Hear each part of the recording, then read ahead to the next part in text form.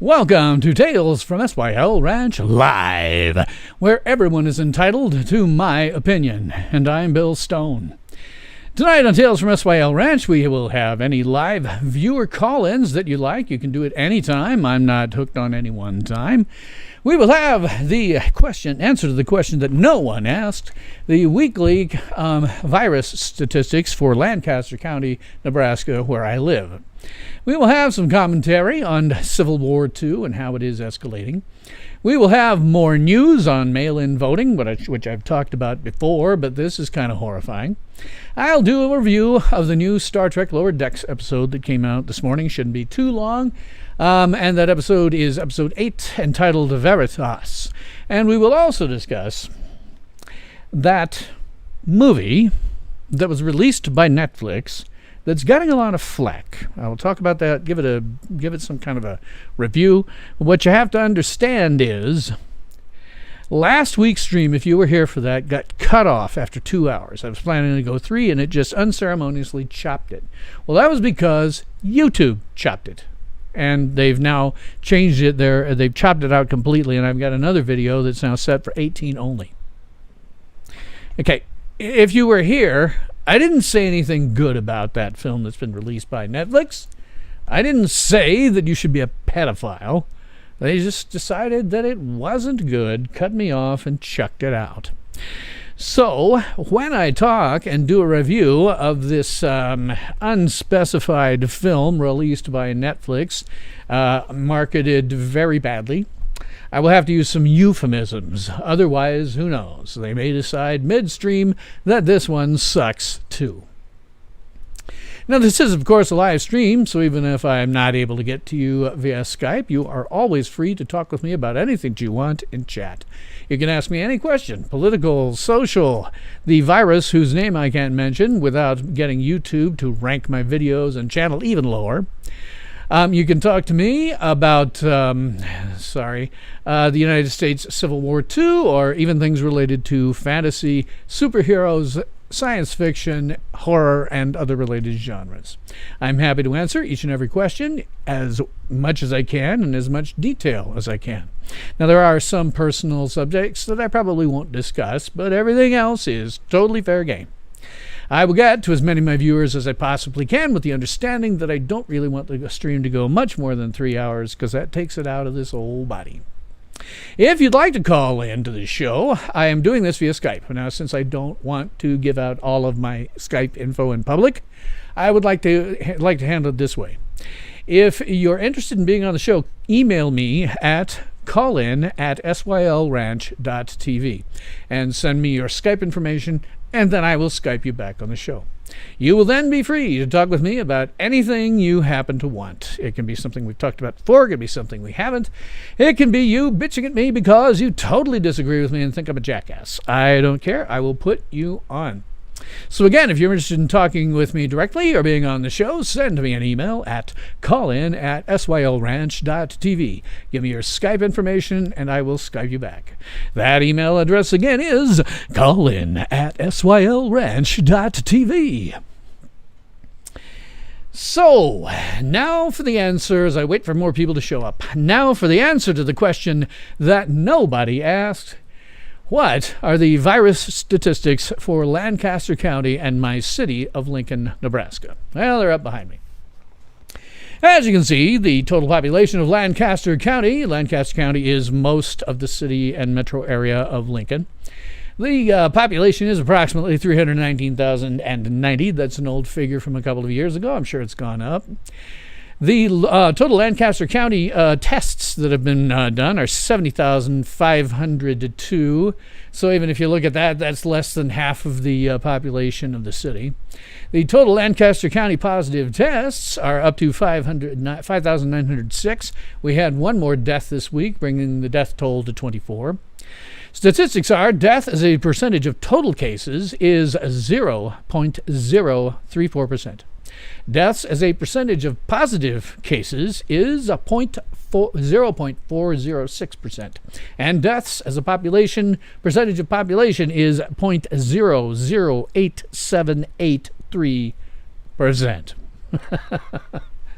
As one can see, and as I always say on the show, there just isn't a problem here. You know, when you hear Joe Biden and other people saying, oh, I'm going to institute nationwide lockdowns and nationwide bans and all that, that dumbass doesn't know that there are at least 12 different subcultures in the United States that are divided along economic and mostly geographic lines.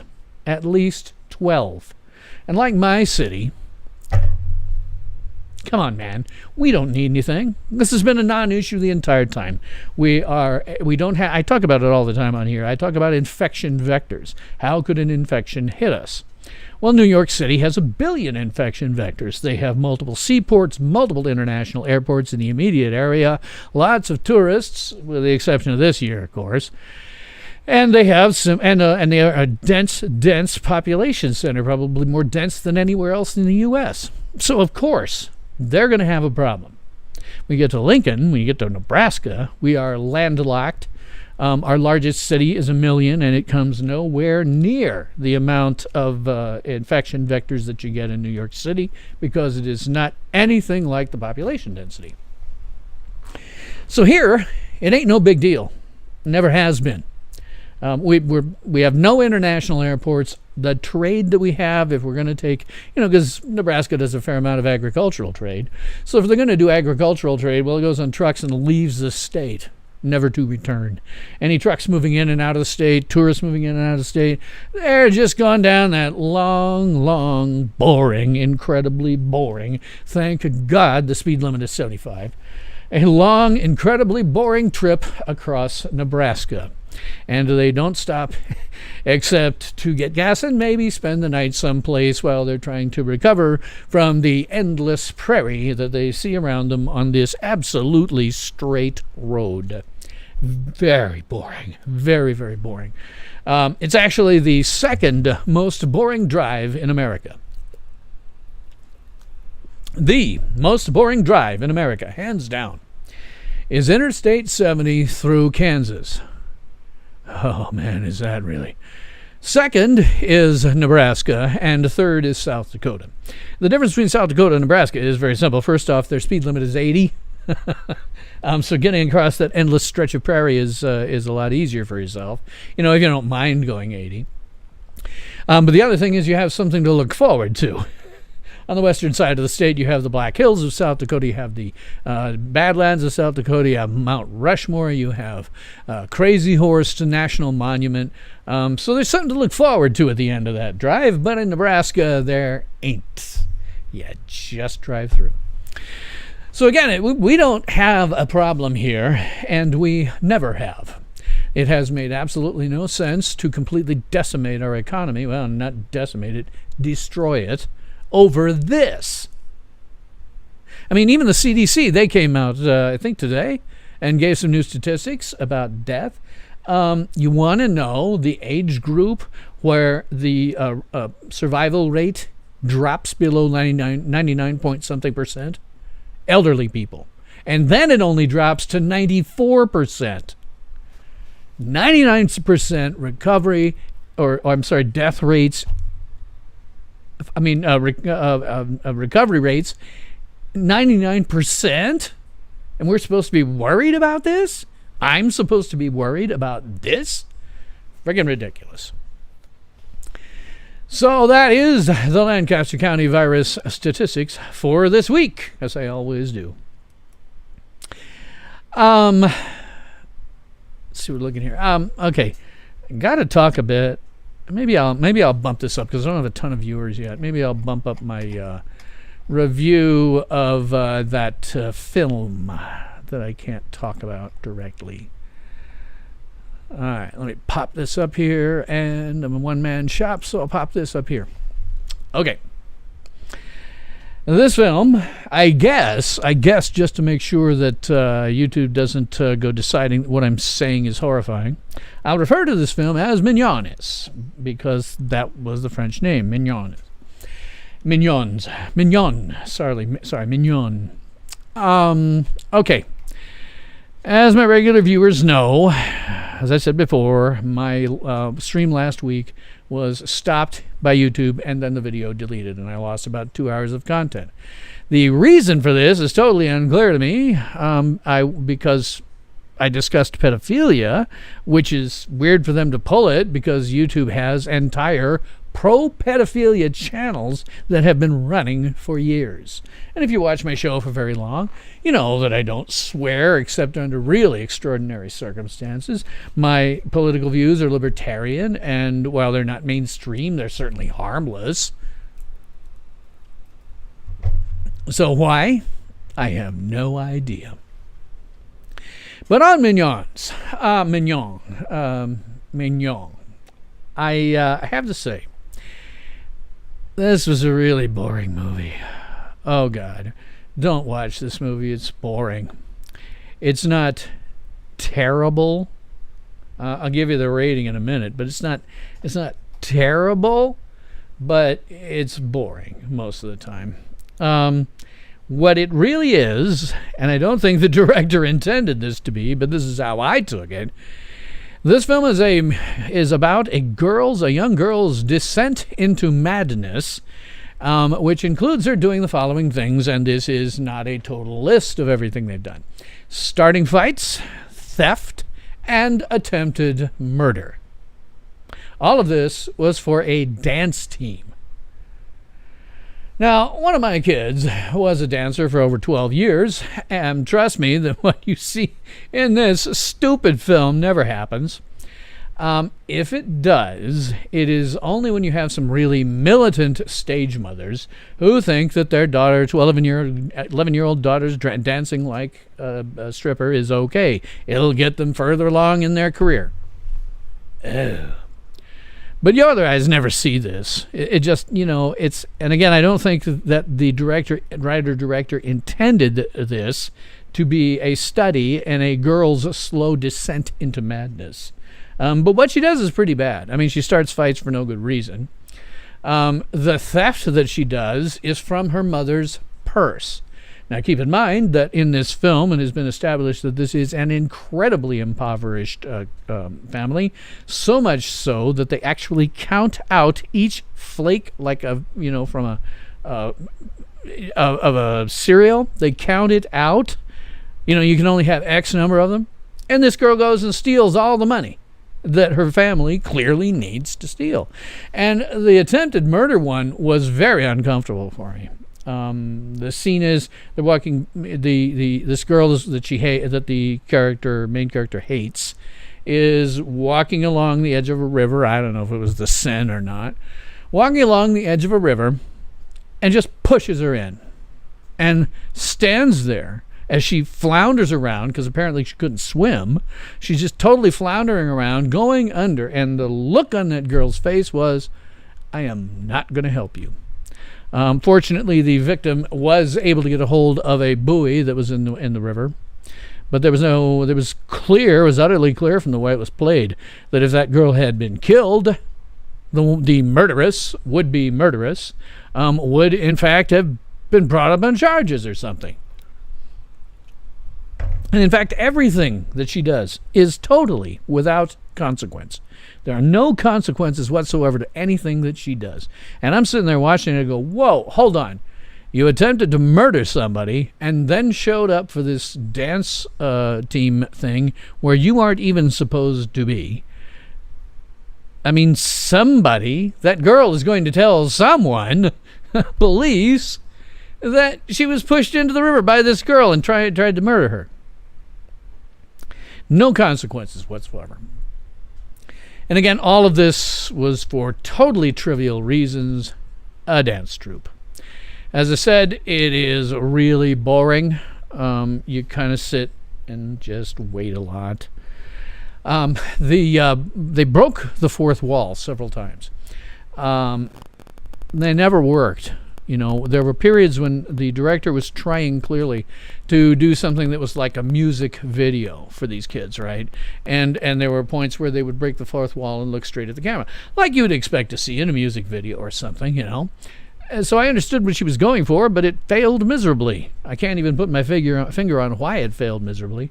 It may have just been the performances of the 11-year-olds. I don't know. I mean, they weren't bad actors. It's just that, if you're an 11-year-old, it takes a while to find a really good one. So, there was another point at which they broke the fourth wall that was just weird. At the very end of the film, the main character starts jumping on a trampoline, and the camera pans upward in her neighborhood. The camera's panning up like this, and she keeps jumping on the trampoline, and it looks as if, I know what they're doing. They're moving her up on a platform, and she's just jumping. So they got her on a platform, camera here, they're moving up, and as they do so, she jumps off the platform, jumping up and down like she's still on a trampoline. And she stares at the camera the whole time. I'm like, am I supposed to get some deep meaning from this? It just didn't work. And the scenes, of course, and there were several, of 11-year-olds acting like strippers was, in fact, unsettling at best. This was not because of any commentary that the director may have wanted to make and did it badly. The reason was, you take yourself out of the film and you say, what's going on here? They have hired a bunch of 11-year-olds to act like strippers. That's the part that's pretty unsettling. I've seen lots of movies with dance in it and stuff like that, and people doing crazy things. And it's one thing when you're an adult, but when you're a child and here's your script, you're going to be you're going to be a stripper. It takes stage mothers. If you came to me and said, hey, this is what we want to have your kid look like a stripper. Is that okay with you? I'd be like, no. How utterly ridiculous. Another thing that struck me, and this is just me because I know French, was the various English to French translations.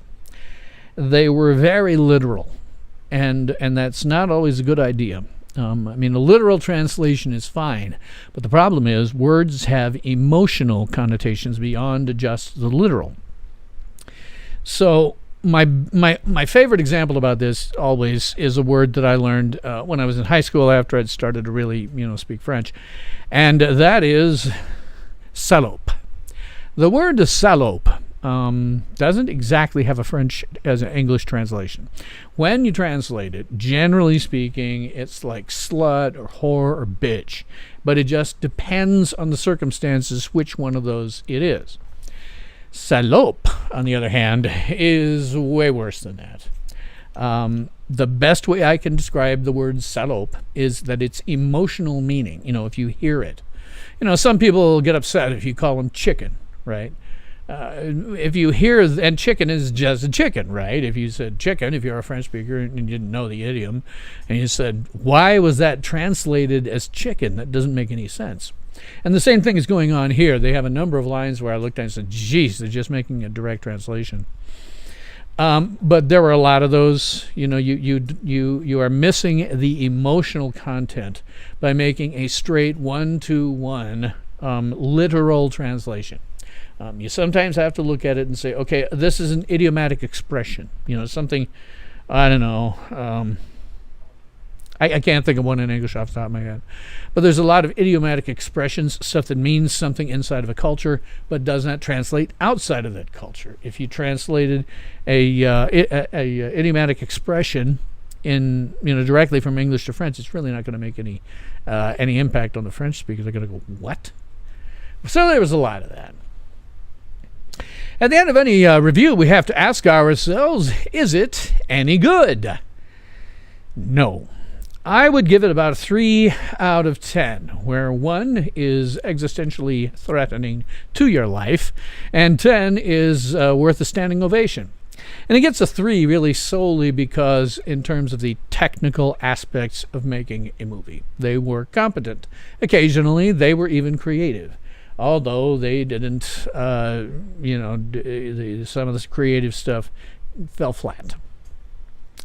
So it's boring. The director misses the mark on whatever commentary she thought she was making, and the 11-year-olds acting like strippers is unsettling at best. And I should mention, when I'm on my 1 to 10 scale, for my viewers who watched it, I reserve one for, existentially threatening. For movies like Frankenstein 1970, which I have reviewed, and once again I apologize to any of my viewers who watched it in advance of the review. Sorry, that is a terrible film. It's probably the worst film I've ever reviewed. So that's my review for Cuties. I'm sorry, that movie, that Netflix film. So I'm curious, I'm not seeing anything in chat. Would somebody just act me so I know it's working? Because I get worried that maybe I've got a setting wrong or something like that I need to change. So if somebody watching would just, act, that's all I need. Just to know I'm there. Let me look. Let me check something on my on YouTube. There's a way that this stuff gets this is stream, ultra low latency, auto start, auto stop, DVR. Got a healthy stream. All right, let me look. Oh yeah, I need to go to the. Pardon me on this. I'm just trying to make sure people can type if they want to. What is it? Studio. And then from studio, we will go to videos. And then we will click live. And then I will hit the details button and see if there's something here that would prevent any kind of leaving comments. Enable live chat. Yeah, it's there. Live chat to replay. Okay, well, that's cool. I'm not seeing anything wrong, so I guess I'll have to assume that nobody really has anything to say about horrifying movie that is. Anyway, it wasn't a good movie. It was boring. It was stupid. I mean, what do you say? It was boring. Okay, so it's been about 20 minutes. I got about 7 viewers, which is pretty good for me, oddly enough. I am going to want to talk about Civil War II. I've got multiple videos on this. It is my firm conviction that we are now in the midst of the beginning of a shooting civil war. Now we've got something going on with Louisville, Kentucky, where they have shot 2 police officers, attempted to kill other innocent people, and of course you have the usual arson. God, sorry. This must be my sister. She's been calling me. Oh, okay. I'm getting a text from someone who is a friend of mine. Chat on screen is dead. I see 4 messages. Okay, let me kill this and I'm going to restart something. Hang on. Okay, there we are. Now let me pop it out. Let's see if it fixes itself. Yeah, it did. Okay. Hang on a second. I now also have to fix my window. Let's see.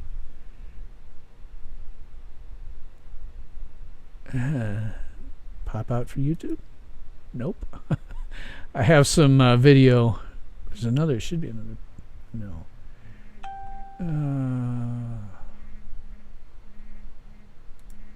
There we go. Now we got some chat. Let's see what dinged me. It was probably the same person telling me that. Okay. Well, glad to see that there are people on here. Let me go back and read some of the chat. Sorry about that. Hopefully, if you want to do an act at the moment, feel free just to make sure that it hasn't frozen on me.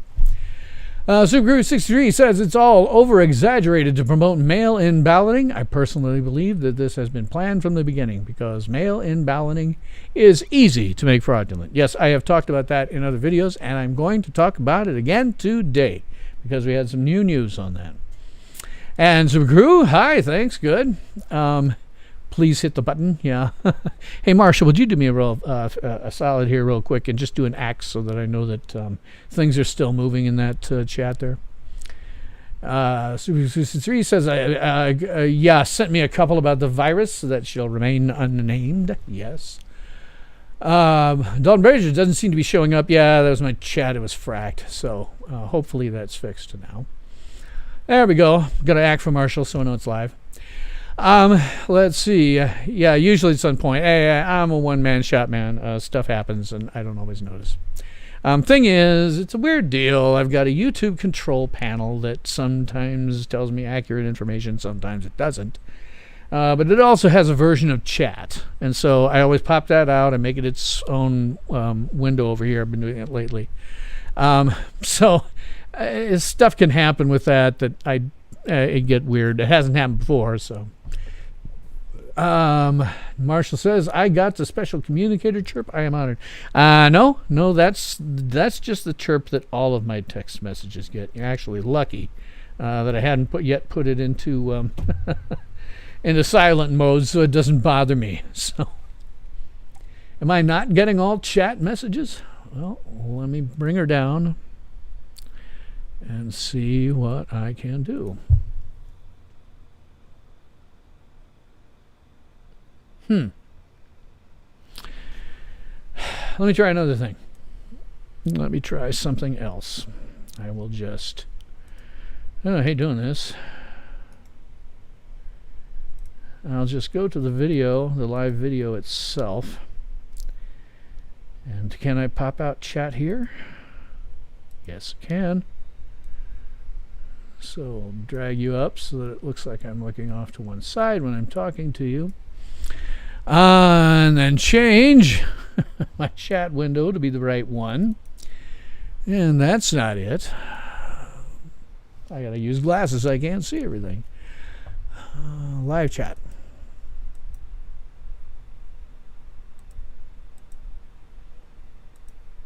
There we go. And we're even lighter colored than we were. So hopefully that will solve the problem with chat. Let's see. Thank you very much, SuperCruise63. Cool. Marshall says, happened on the Deadstream cast as well. Missed at least one from me and one from Supercrew. Huh. Chalk it up to the YouTube gods. Who the hell knows? So, I mean, they went and marked me as one of my videos, two of my videos, as not appropriate for anybody under the age of 18. I'm still trying to figure out that. I could appeal it, but I just don't care enough anymore. So we have had things going on. I'm sitting here watching somebody who's one of those feed aggregators, and things are starting to heat up, unsurprisingly. Should be worse come the weekend, tomorrow and afterwards. Yes, Marshall, all hail the YouTube gods and bow before them. Well, you kind of have to bow before them if you want to keep your videos up, schmucks. All right. Anyhow, we got Civil War II brewing. We have, that thing in Louisville, Kentucky. And it's very likely that you don't know the actual facts of that case. The press has a narrative that they are pushing, and as always, scrolls past in my lower third. Nothing you see in the press is real. Nothing. So, when you see anything about this case, you have to do a lot of your own digging. So here is the Super63 says, YouTube can be your best friend, the first to bend you over, sometimes both. Yeah, I'm pretty much bent over at this point. But Civil War II right now, they've got a new poster child in Breonna Taylor. I want to be clear, I don't think Breonna should have been killed or anything like that. What I object to is the fact that our press is not reporting the facts on this one. Marshall says BLM and Antifa riots paid for by Democrats making Trump win in 2020. Yeah. Weird that BLM and Antifa would, they're idiots. You go out and do this, Joe Average is not going to like it, and they are going to vote for Trump instead of Biden. I don't know what they're going to do. They remind me of the Black Knight in Monty Python and the Holy Grail. They keep going around saying, we're going to get you, and then whack, their arm goes off. Okay, good, Sir Knight, let me pass. No, no. Whack, the other arm goes off. And eventually he's down to just his torso. And he's screaming, I am invincible. That's what these Democrats are doing. They're just like, okay, let's go and do this stuff that will cause people to vote for somebody else. And cheating, of course. Well, I bet about that as well. So currently we got Breonna Taylor, who was tragically killed when she got caught. And this is the actual story of what happened. When she got caught in the crossfire between police and her boyfriend. Now, she was not in bed. And while no one, certainly not me, wanted her dead, she was by no means an angelic creature. She associated with and enabled drug dealers, including a former boyfriend, and there is some possibility that she sold drugs herself, although I can't say that for certain. Supercurry63 says, I don't know about that. I think the left is going to use fraudulent mail-in ballots to win this election. Oh, do I have a chunk on that because of what I received in the mail and some of the news recently. Oh, it's fun. But Miss Taylor, she associated and enabled drug dealers, possibly did herself. Now, the facts of the case, as I understand it, is a man named Jamarcus Glover was Breonna Taylor's boyfriend at one time. Among other things, he used Breonna's address for drug deliveries, and he'd been previously arrested in a no-knock warrant and is out of the picture. But there was another no-knock warrant that was issued for Breonna Taylor. This was explicitly an arrest warrant for Breonna Taylor. It had her name on it and everything. Now, the police arrived at Breonna Taylor's residence, knocked, and identified themselves. All the witnesses, except the victims, the people who were criminals, really, all say that happened. They knocked, identified themselves. Even though it was a no-knock order, they did knock and identify themselves. And to be frank, it's almost unfortunate that they didn't just kick down the door. It might well have stopped what happened next, and Breonna might still be alive. There was no answer to the police, so the police, they got a warrant, they entered the residence. And upon entering, police were fired upon by Breonna's current boyfriend, Kenneth Walker. And this resulted in Police Sergeant Mattingly being shot in the leg. The police naturally returned fire. Breonna was unfortunately caught in the crossfire between the police and her boyfriend, and she was killed. She was not in her bed. She was in the line of fire of a shootout between police and Kenneth Walker. That is, as far as I can tell, that is the true story. Now, I don't know what the grand jury saw. They must have seen something like that, because they didn't charge him with murder or anything like that, any of the officers. They did charge him with essentially being reckless, because there is a problem when you do a shootout indoors. And, whenever you watch a crappy movie, right, you're going to see where, like, somebody puts up a piece of steel, somebody shoots a bullet at it and doesn't go through. Well, guess what? Bullets go through steel all the time. My Model 1911 pistol can shoot through steel like it's butter. So with her case, I mean, when you start a shootout inside a building, it will go through drywall. It's very likely that it'll go through wood. It will go through almost anything except concrete. And in this case, the bullets went into someone else's residence. It's why if you're going to keep a gun, and frankly, I think they should do this with those teams, load your gun with what are called frangible ammunition. It's ammunition that when it hits human tissue, it tends to cause tissue damage, which is what you want with the bullet.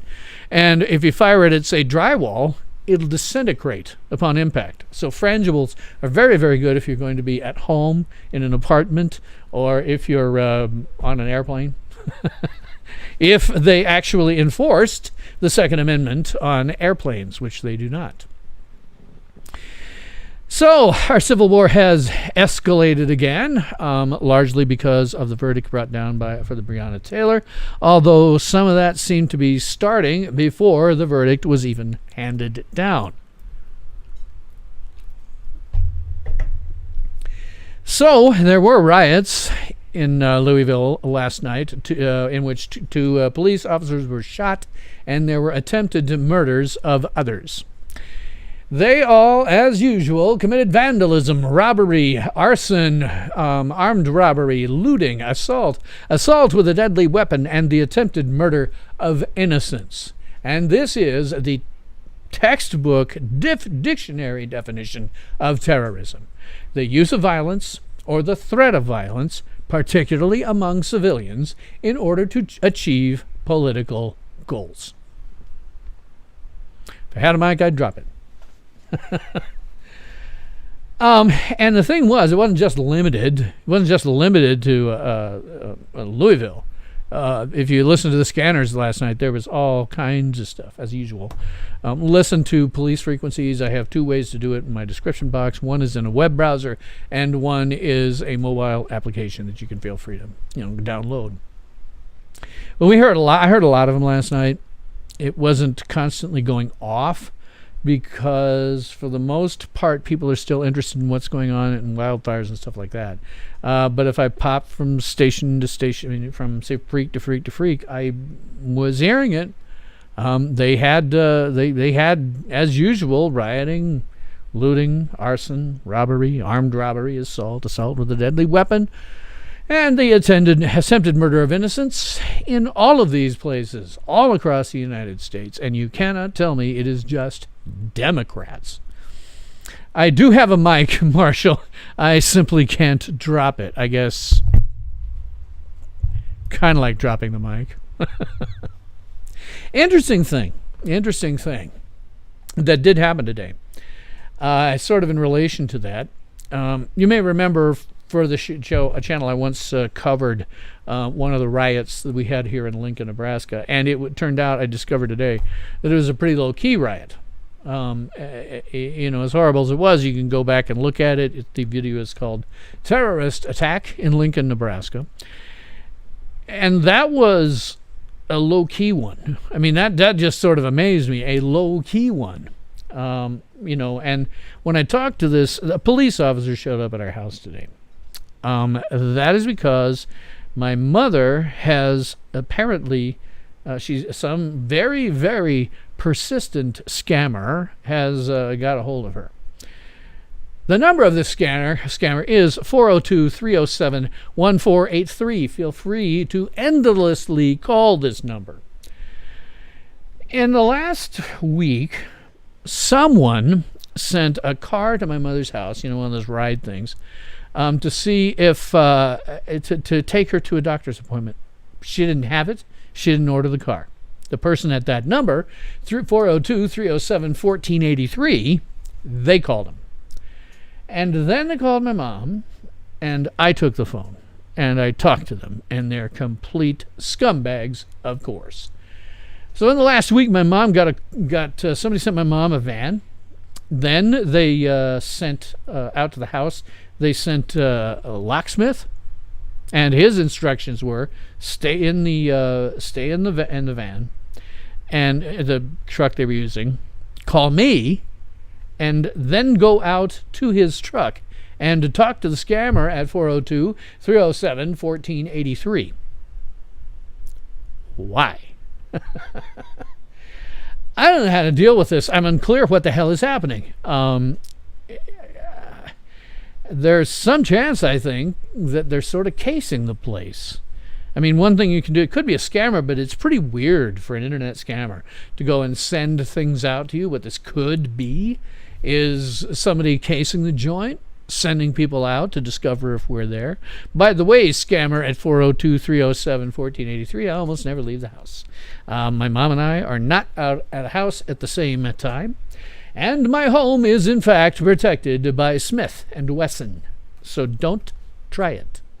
If anybody has any ideas about how I can deal with this schmuck, let me know. I've already tried a couple of things because 40 years in IT is a pathway to some abilities that people might find unnatural. So I have done some things, but there's really very little you can do beyond a certain point. Marshall says, I've got Asterisk and a really good pipe. I wonder how he'd like 2,000 calls an hour. Hey, feel free. The guy's a scumbag, and it's weird, weird, weird. Anyhow, if you got some stuff, feel free. But while the cop was there, we got into a conversation about the riots here in Lincoln. The one that I covered will have cost approximately $22 million in property damage. $22 million. What the cop said to me was interesting. He said, and this isn't really, any kind of looking down or saying something bad about the Lincoln Police Department. What the cop said was the biggest problem was their procedures and rules and regulations for dealing with riots are out of date. Their rules for dealing with riots are 50s and 60s era rules. A time where if you took out the fire hoses and sprayed them down, they'd just go, okay, it's over, I'm going home. And that doesn't happen with this bunch anymore. And they don't shoot fire hoses on them, which I don't quite understand. Lincoln Police Department's taking something of a semi-hands-off approach. Unless they're doing something, they pretty much let them go until they got a large group, and then they shove them all in a paddy wagon at the same time. And of course, there are the dimwits who want to get arrested. There's always some of those in that crowd. You mentioned that. He thinks that this whole thing, Civil War II, is going to blow over after the election. I think he's rather unfamiliar with just how widespread this is. Yeah, sure, he was dealing with the stuff here in Lincoln, but this ain't the only place. But he does, as with Marshall there, he believes that, make sure I got the right place. Yeah, Marshall believes that most of the terrorists are paid by an outside source. I kind of disagree. I mean, there may be some, but given the numbers involved, the huge, huge numbers, hundreds, maybe thousands of people all over the U.S., well, it just blowing over at the election seems unlikely to me. I think we're going to see a serious escalation of Civil War II. But, as I said, we have a nasty scammer, and they deserve to be called 402-307-1483, and that is in the United States if you're outside and you want to call them. Just don't tell them anything personal. That's the big thing. I do want to talk about mail-in voting, as was mentioned in my comments. Marshall said, not most, enough to start the crap and pass it off to the dumb protesters. I think there may be some truth in that. I don't know. There's so many cities. You would have to have just an army of people. I think ultimately what you get is the press has fueled this for no reason, the same as they have fueled that virus for no reason.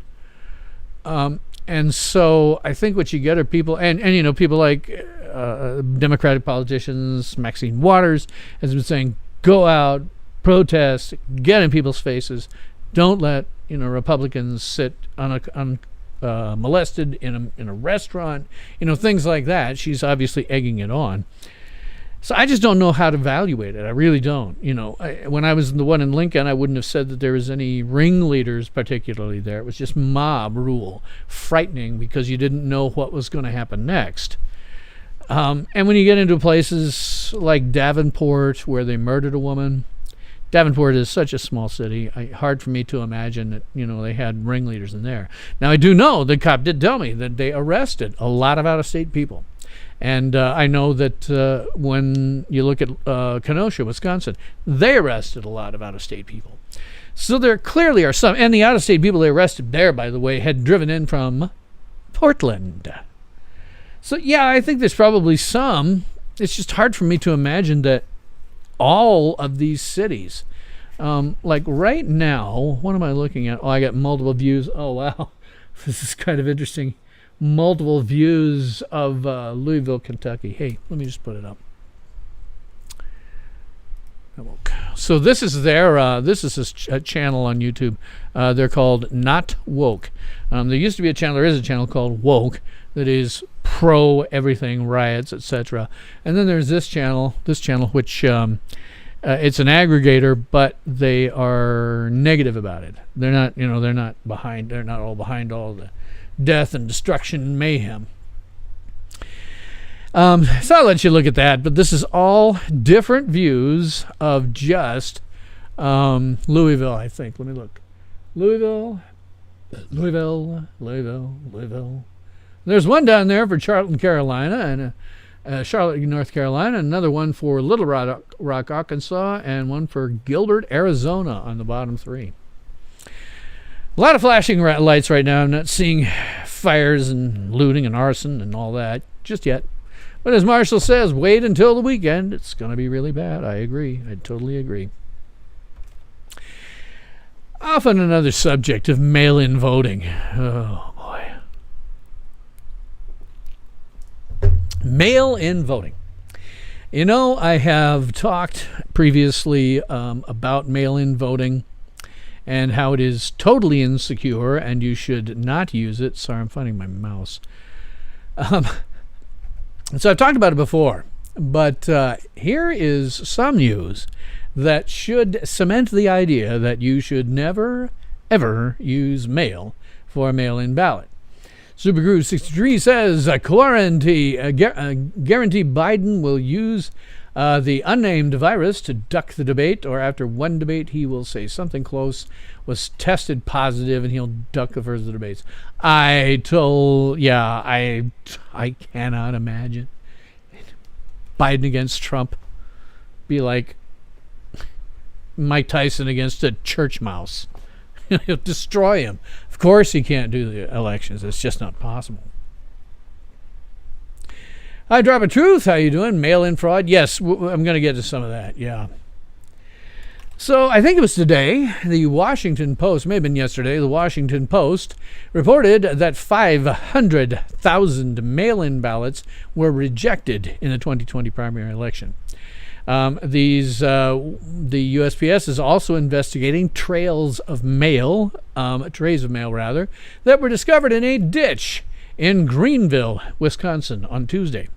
And today, the U.S. Attorney General made a statement that some absentee ballots cast by members of the military had become discarded when they were discovered in a ditch in Luzerne County, Pennsylvania. And then tomorrow, just before the show started, because I love these guys, tomorrow Project Veritas is going to release the first video series in which they claim to have undeniable proof of systemic voter fraud. Watch Project Veritas. There's a link to the YouTube side of it in my description below. Watch those guys. And if they get killed, if their video gets pulled down, deleted, etc., which they do from time to time with those guys, go and watch it on BitChute. BitChute does not do anything to anybody's videos, and they'll put it up there. Link it in my description box below for both BitChute and I'm going to take this off. For both BitChute and the YouTube side. So feel free to watch those guys. They're awesome. Near as I can tell, they are the only actual reporters in journalism right now. You know, they question. Journalists don't question anymore. They simply parrot back whatever somebody says, because it's easier to write an article that way. If you're just parroting what somebody else says, easy to write an article. But Project Veritas is great. They have been sued multiple times unsuccessfully. They have had to have various news outlets have had to have retractions printed because they printed, this scumbag made it all up. And then they find out that he didn't. And so they have to issue retractions. I think they're up to 100, 115 retractions so far at Project Veritas. So do watch those guys. They're great. I'm going to be very interested to see what they come up with. But I have stated before, Drop of Truth says, Daniel Andrews' government in Victoria is now considering the equivalent of deputizing security officers or even Hell's Angels to assist with that virus control. Gestapo tactics pre-World War II. Yeah. This virus has given those, I described it on Twitter today, this virus has caused people to become so frightened that they will run to their elected officials and beg on their hands and knees to become the slaves of those officials. That's how bad this is. Marshall says John Solomon and Sarah Carter and our friend Tim are pretty good journalists. There are some. It's just really hard to find them. In order to find a good journalist, I have to say, okay, this story is from such and such. Let's go back and find out how much is true. And if it keeps going that way, that I can find, okay, yeah, that's true repeatedly for the same person, then yeah, they're good journalists. But they're few and far between. Glenn Beck recently had a segment on one of his shows where he suggested that if you have a journalism degree, you are an enemy of civilization. Can't say that I think he's wrong. The journalists in modern times, in the Western world at least, and that includes Europe, it includes the BBC, it includes everyone, they are misreporting, not reporting, all kinds of stuff that's going on.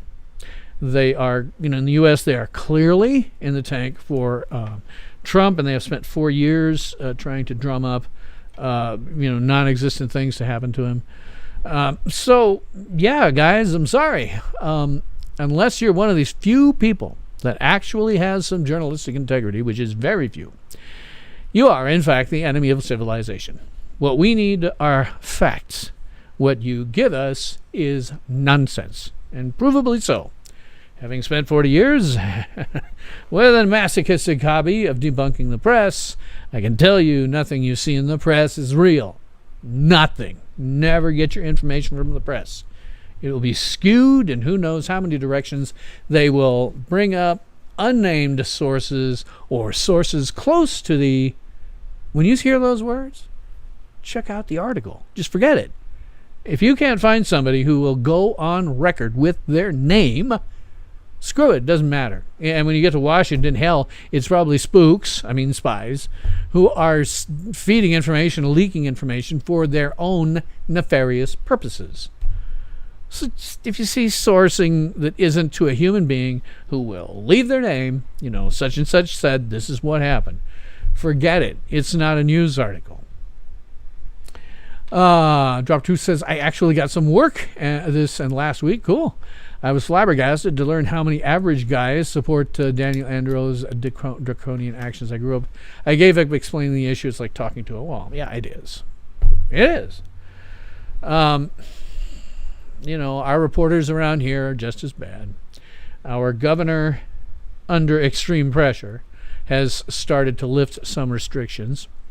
I got a kick out of the fact there's a convenience store chain called the Quick Shop in this area, and I'd been wearing in my mask, the big thing with the hoses and the spikes.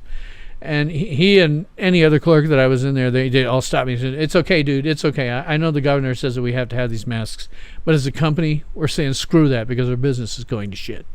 So I don't go in there with my mask anymore. And so, individual businesses may quietly violate this stuff, but it would have to be very, very quiet. And there is no convincing people. Once they have been brainwashed by the press, which is all that's happened. Nothing you see in the press is real, nothing. They've been brainwashed. They've been brainwashed by the press. There is no talking to them. When I go to get my groceries or something, right? 1 week I had some kind of assistant manager come to me and say, hey, I've seen you here before. Where'd you get that mask? And I told him it was just a Halloween mask. It was cheap. And he said, yeah, that's awesome because, I went to my doctor and she said she doesn't even care. Take it off. We don't care. And the same is true of my doctor. I went to my doctor today. They told me, we don't care. I wore the mask in the waiting room, but the moment I got back to examining rooms and stuff, I just toss it. They don't care. They know that it's not an issue in Lincoln, Nebraska. The death to positive cases rate is still slightly more than 1/2 of 1%. Drop 2 says, doesn't unnamed source mean lies or fabrication? Well, generally speaking, in the U.S., when they do unnamed sources, they say it's because they don't want to out a confidential source that might get in trouble with their job or that they will never get any word from. And there's some truth in that, I'm sure. When you're talking to a CIA guy, FBI guy, something like that, 15th secretary down the hall from, the Oval Office. Well, sure, you're going to want to keep those good so you don't tell their names. But because they're not regular people, they are spies, they are disgruntled employees. When it comes to the president or government or anything like that, when you've got an unnamed source, just pitch it. Because they're going to say things for their own interests, not for the interests of anyone else. It's just the way it goes. Marshall says, where I live, the sheriff flat out said they had more important things to do than enforce an unconstitutional decree from a governor. No one cares if you wear a mask here. Awesome. We got people who care here. When I wear my mask, if people ask me about it, they say, "Oh, that's a cool mask," and I'll say, "Well, I figure if I'm going to live in a town with a death rate of positive cases, which is 0.6%, I'm going to be passive aggressive." But sometimes they just won't listen to that. They're like, "You're an idiot," But hey, they like the mask. Now we can get into more about mail-in voter fraud. Now, as I've said before, USPS has many, many attack vectors. And when I'm talking about vectors, this all comes back from stuff that I did in IT. You look at your equipment, everything you've got, you say, okay, what is an attack vector? What is a direction that somebody who's malicious could use to get into this stuff? So, when you got attack vectors, United States Postal Service is just full of them. I could write an entire episode just about how bad and how insecure United States Postal Service is. Marshall says, gotta say, I really do like our sheriff. He's cool, got his head screwed on straight, and actually can have an in-depth conversation about the Constitution. Cool. I have to say that, I'm not really under the jurisdiction of a sheriff right now. It's Lincoln Police Department. But when I talked to that cop today, I had to say I was a bit impressed in terms of what he knew and all that. I always sort of defer to some extent to the people who are on the ground. If I'm not there, well, I don't know what really happened. He's been there for a lot of these riots that we've had. But I'm glad you can do that. That's awesome. So I've mentioned this before. USPS has a ton of attack vectors. I could write whole papers about just how bad it is. And USPS, in fact, I say it again, suggests that you don't send cash through the mail because it's not secure. So if $10 in cash isn't secure, how can any sane person possibly trust the United States Postal Service with their vote? It's stupid. Now, interesting thing, some of my viewers may know, I moved, where the hell is it? Sorry. I have a prop somewhere. There it is. Most of my viewers know, my regular viewers, I moved to kind of a second here. Drop 2 says the current chance of dying from this virus in Australia is 1 over 30,000. Yes. And yet so many small to medium businesses have been bankrupted and the average citizen is psychologically raped. Yes, I agree. That's exactly what's happened here. We have no problem. But our businesses have been destroyed in Lincoln. And probably some of them will never come back. So. In terms of voter by mail, well, I received an absentee ballot from Iowa.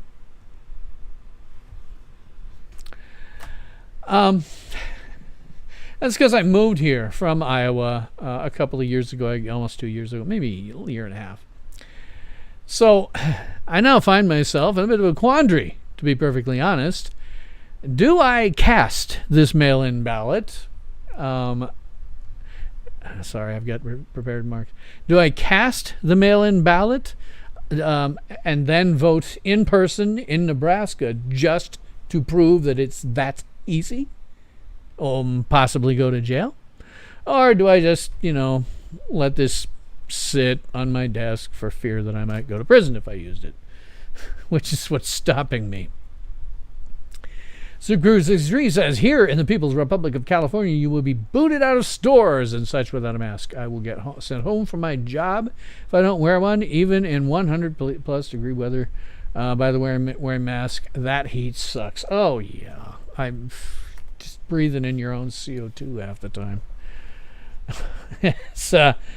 I forgot where somebody last got bent out of shape because I wasn't wearing a mask. The governor's lifted the order that says that we have to all wear masks everywhere, and it's now kind of up to individual businesses. I know I went to one. I went to Who Hot, a sit-down restaurant, if you don't know what it is, and they require you to wear a mask in the restaurant when you're going to be taking it off to eat food. How stupid is that? And the air is all internally circulated. If the virus is in the air, everybody's going to get it. It was just, just for fun, for kicks. I didn't have my regular mask. I had, a surgical mask like this because I knew I was going to eat. So for kicks, I cut a hole in it right at my mouth, and I kept stuffing food into that way. If they're going to be this stupid about a non-issue, I'm going to be passive-aggressive. So, all I can say is if you want your vote to have some chance of being counted, then vote in your polling place in person. It is really the only way you can have any kind of notion that your vote will be counted. But do not trust the United States Postal Service. Do not trust them. Period. They are untrustworthy and always have been. When I was living in Des Moines, for example, which is all of a 2.5 hour drive away here from Lincoln, Nebraska, if my parents might put in something in USPS for me, it could take like a week to get there. The USPS in Winterset, Iowa simply sucks. And I told the local postmaster that several times. But it can take a week, and if it's going to take a week for your ballot to get there, better send it in advance. Hell, you better not send it at all. It might wind up in a ditch. Or worse things. There are a lot of attack vectors for USPS. It's not even remotely secure. If you can't send $10, then you cannot send your vote. Just amazing. Drop 2 says, have you noticed how prolonged use of alcohol-based sanitizer dries your skin and it flakes off days later? How can that be healthy? And Dalton says, that's amazing. I don't know. I don't use this stuff ever. I'm sure there's a bottle in the house, but it's me and my mom in the house. If I get sick, she's probably going to get sick too. Well, if I get sick, I'm out of the house. I'm off in a motel. If she gets sick, she could get pneumonia or stuff like that. But I haven't used the hand sanitizer. There just hasn't been any point where I go in and been. Didn't know that it did that. Yeah, this is what happens when you make snap scientific judgments at the government level. Changing is really, really hard. And the situation is, to some extent, still fluid. So we may hear different things about what works and what doesn't. What you have to watch for is when the press says that whatever the president's doing, because they have a knee-jerk reaction. Whatever the president's taking is bad. Forget the fact, hydroxychloroquine, for example, forget the fact that There are doctors all over the United States who prescribe it, who have anecdotally said that it does have some a positive impact on people that have that unnamed virus. But because Trump talked about it, it's bad. The press is extraordinarily leftist. They are pushing the Orange Man bad entire banner. They're pushing that entire thing.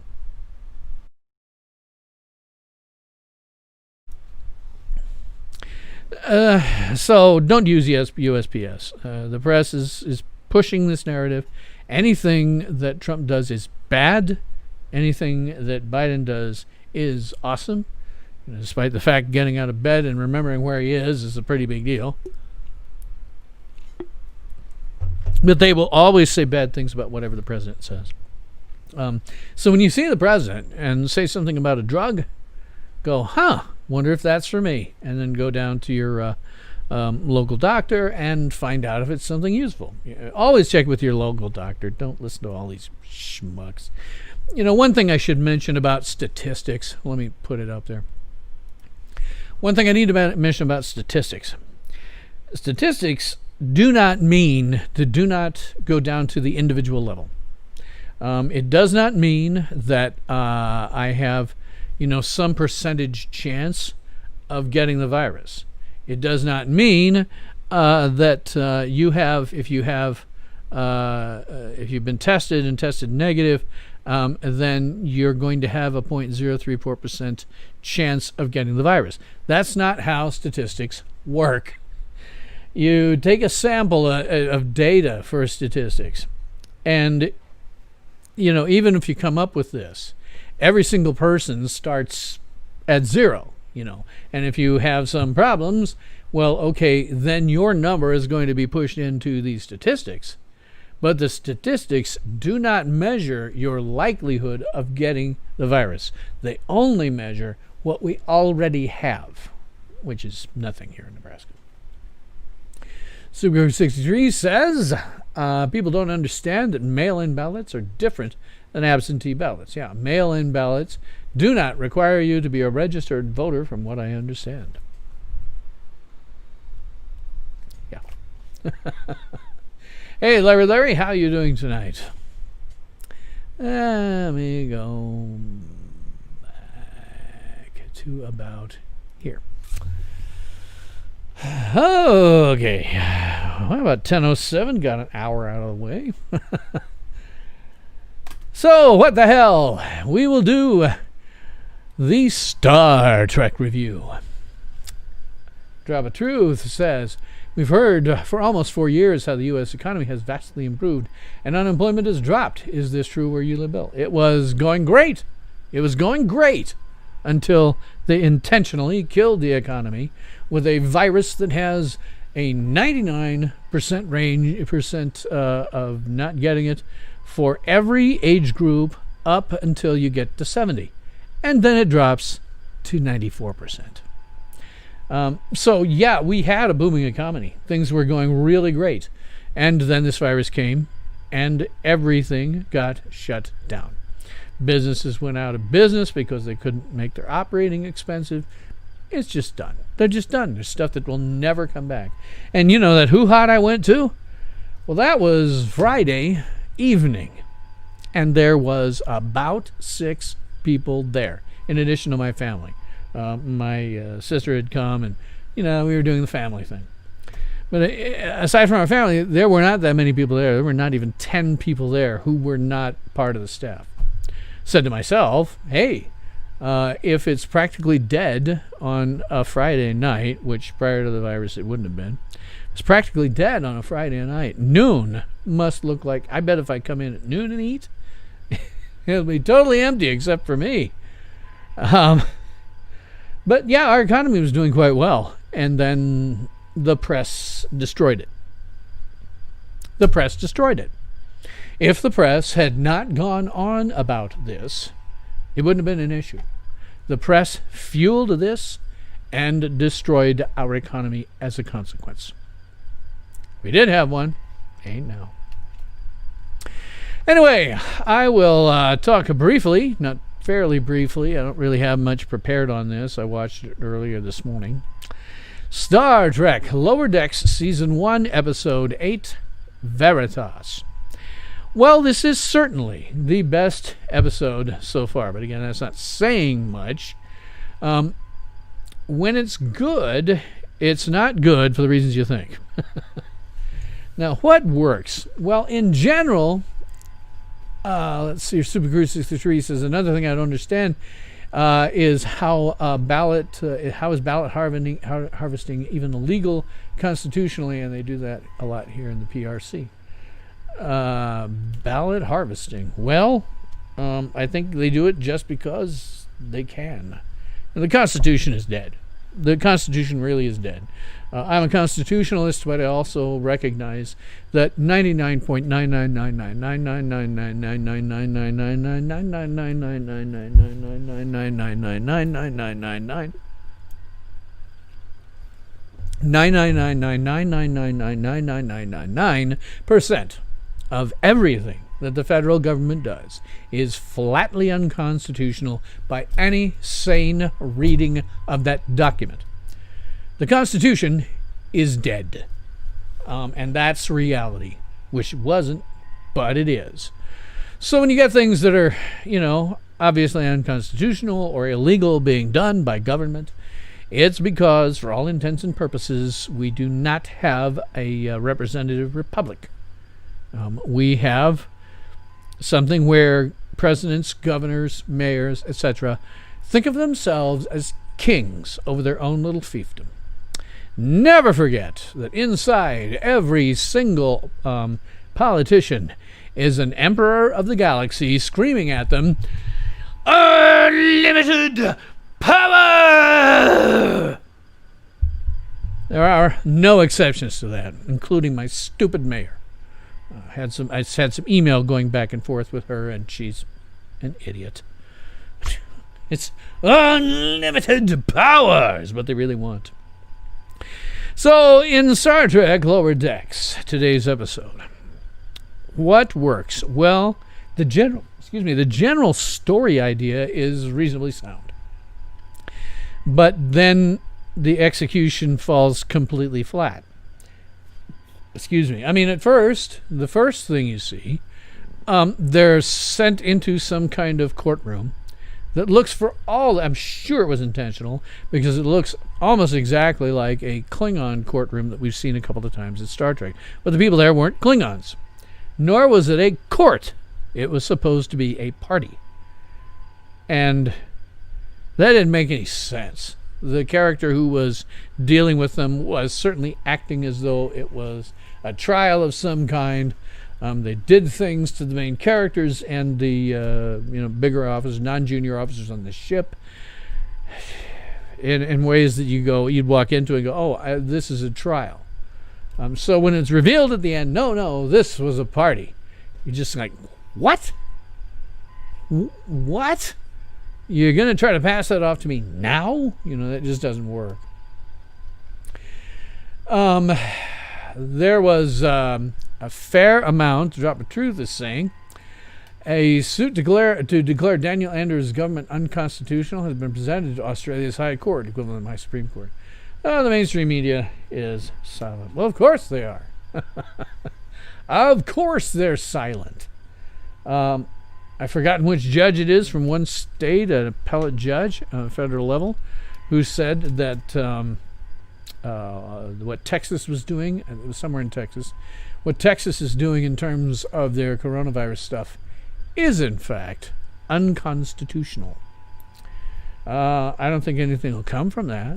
I think they'll probably go on doing exactly what they've been doing. That's what they always do. They'll rename it. They'll do it a little bit slyer, but they'll do it, unfortunately. But the mainstream media being totally silent doesn't even surprise me. It doesn't go along with their narratives at all. There was anonymity. I'll explain it again for new viewers. There are jokes that work, make you laugh. Jokes that kind of fall flat. And then there are jokes that make you less happy after you heard it. So you may be going along watching something, everything's cool, and then non-medy. It's like the anti-comedy. Hat tip to Red Letter Media and the brilliant Rich Evans for coming up with that. It's wonderful. I love that idea. The non-medy tended to happen where it always tends to happen, which is all of the rapid-fire quips, unfunny, with references to other Star Trek embedded in them, and there were a lot of those. The only time, again, that the show worked was when they weren't doing rapid-fire nonsense and just allow the humor to be embedded naturally in certain situations. And that did happen. This was not one of those where you had 5 different plots and everybody's running around like with a chicken with their head cut off. They were all in one place. They were all doing one thing. Good. Do more of this. It's at least better. Stop with all of the constant banter that, just really is meaningless, so why have it? There's a rule in movies and TV, right? Sometimes, you may have a scene that you're just completely in love with as a director, and your editor says, dude, that scene, we don't need that. It's slowing things down. It's interrupting the pace. And so you just have to throw it away. Anyway, they were all together. They were all doing something that made a certain level of sense before you found out that this was, in fact, a party that looked for all the world like some kind of trial and acted like it. Drop of Truth says comedy needs to time to breathe and allow the audience to have a chuckle when applicable. Yeah.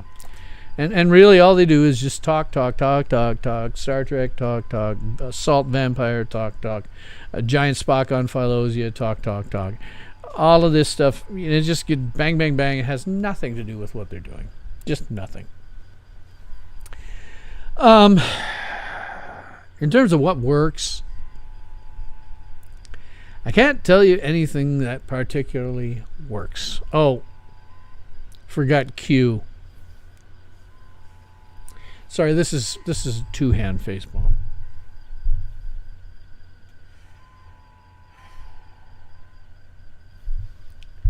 Okay, so Q was a popular character, probably the most popular guest character in Star Trek: The Next Generation.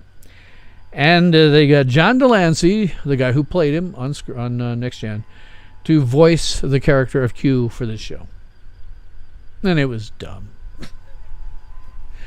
The best way to say this is Q was not himself. He starts digging on the lower decks people, and instead of doing Q-like things, where he throws them into some kind of alternate universe where they are the bridge crew or something like that, that would be something Q would do for fun, just to watch them stumble around and fail.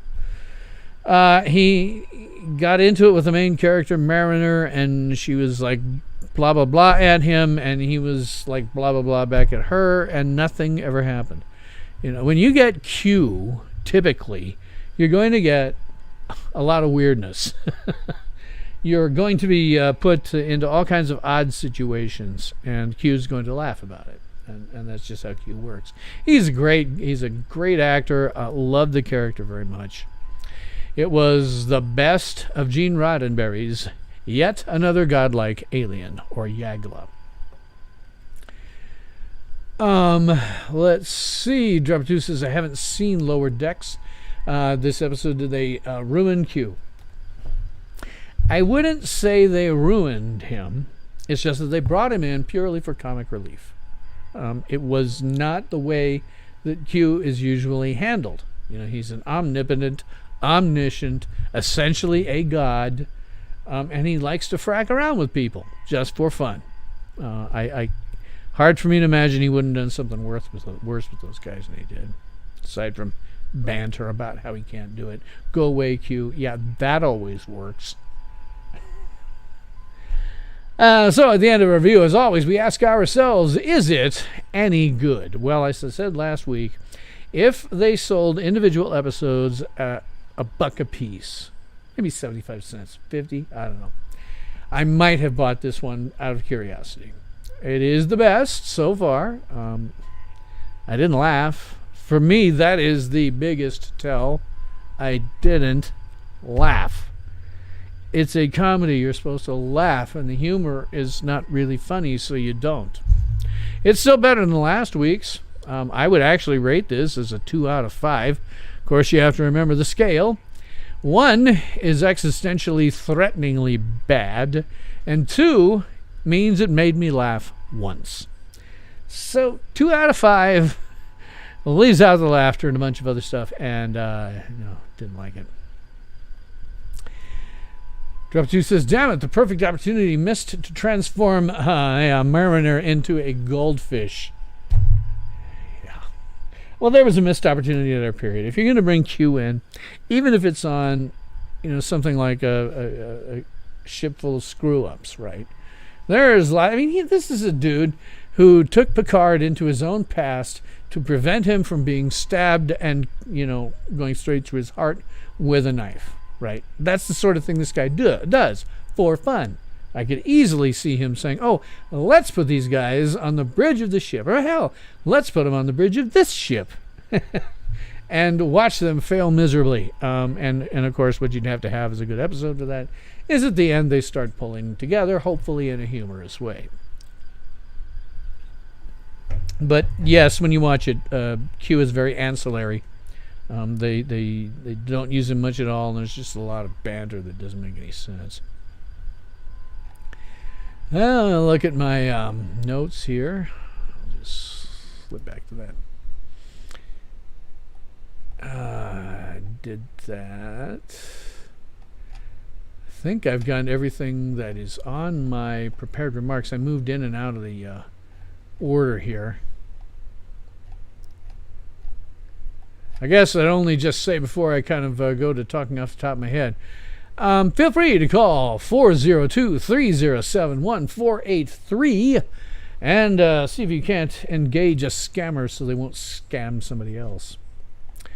Drop 2 says, it seems Disney made a mistake with the live-action Mulan. Yeah. US $30 to watch the film. Yeah. About twice the price of a cinema ticket for a film, with all the good bits from the animated film removed. Another flop. Yeah. I guess it's the money, it's the nostalgia or something. My kid's probably a little too old, but maybe, not too old, maybe. They were young when they saw a lot of those Disney animated movies. They really liked Mulan. I used to drive to an outdoor range that was a good deal, 60 or so miles outside of Chicago. And the kids would come with me and my ex, and we'd have the Mulan soundtrack on. I know all of those songs, every single one of them. Let's get down to business to defeat the Hun. I can do the whole damn song.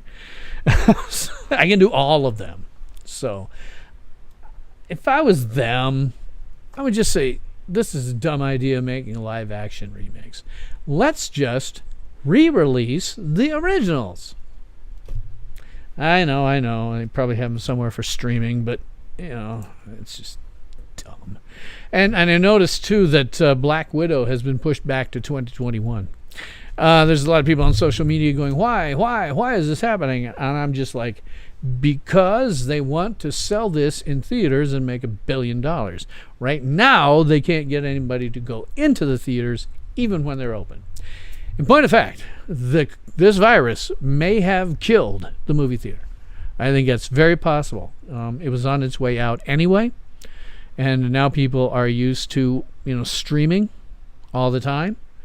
And it's a lot more comfortable to stream a movie in your home. I mean, I got this big 42-inch flat screen sitting in front of me with all the windows that I need. I have this big 42-inch flat screen sitting in front of me, and when I play a movie on that and crank the volume like I do for Star Wars or Superman, it's not a theater experience, but it didn't cost me anything. Just what I already had. Supercruise63 says, if you want to see something funny, check out Brent Spiner on an episode of Night Court. Freaking hilarious. Can I Google it? Worth it. Oh, I've seen it. I saw it when it aired. Yeah, he's fantastically funny on there. And they were going to have him as a regular character. They ended the one season where he was in sort of on a cliffhanger, but then he'd gotten the job for Next Gen. And so the character just sort of disappeared without any warning or any explanation. It makes a certain amount of sense. He was a guest character there for a long time, and it looked like they were about to make him a regular, except Star Trek came along. But yeah, he is hysterical in that. Ow. Oh. Wow. I have a bit of gum line recession, so some parts of my teeth that didn't show before are starting to show. That drink is cold enough that it went over a part that had been exposed fairly recently. Really cold. Drop 2 says Black Widow looks awful, as does Wonder Woman 1984. The Batman looks okay. I always on those. I don't listen to rumors. I don't pay any attention to the outrage YouTubers who are, coming up with something unsubstantiated every day. I prefer to see press releases from a studio, because that means that they have actually committed to something. Excuse me. But when you get into other movies, Wonder Woman 1984, I don't have high hopes for, to be honest. That seems what I've seen on the trailer. Black Widow, there's very little to judge that with. I like the character. I just think that this film is misplaced in terms of the timeline. This is going to be a flashback, if I understand correctly, to just before or after the events of Civil War. I'm not sure. But Captain America Civil War, but it should have been released right after that movie. I think it's too late, and constantly pushing it out makes it even more difficult for viewers to connect, for moviegoers. But I think what they're doing there is they're just saying, okay, well, movie theaters are shut down, they're practically dead, some of them are never coming back. We want to make real money on this without forcing people to pay $40 to see the film, stream it. So we're going to put it in a theater. We just have to wait until the theaters are back open. We can get butts in the seats and make some money. Yes, Drop of Truth. If you have a home theater, you may smoke and drink alcohol all you want at home. Yes, exactly. SuperGuru63 says some people didn't think Aquaman was good, but I thought it was awesome. I thought the visuals were awesome. I thought finally these jackasses at Warner Brothers have created something with a light tone to it.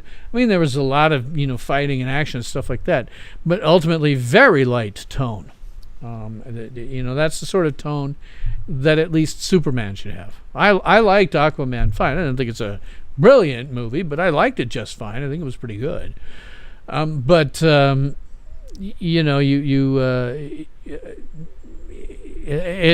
I say, it's tone. For me, it was tone.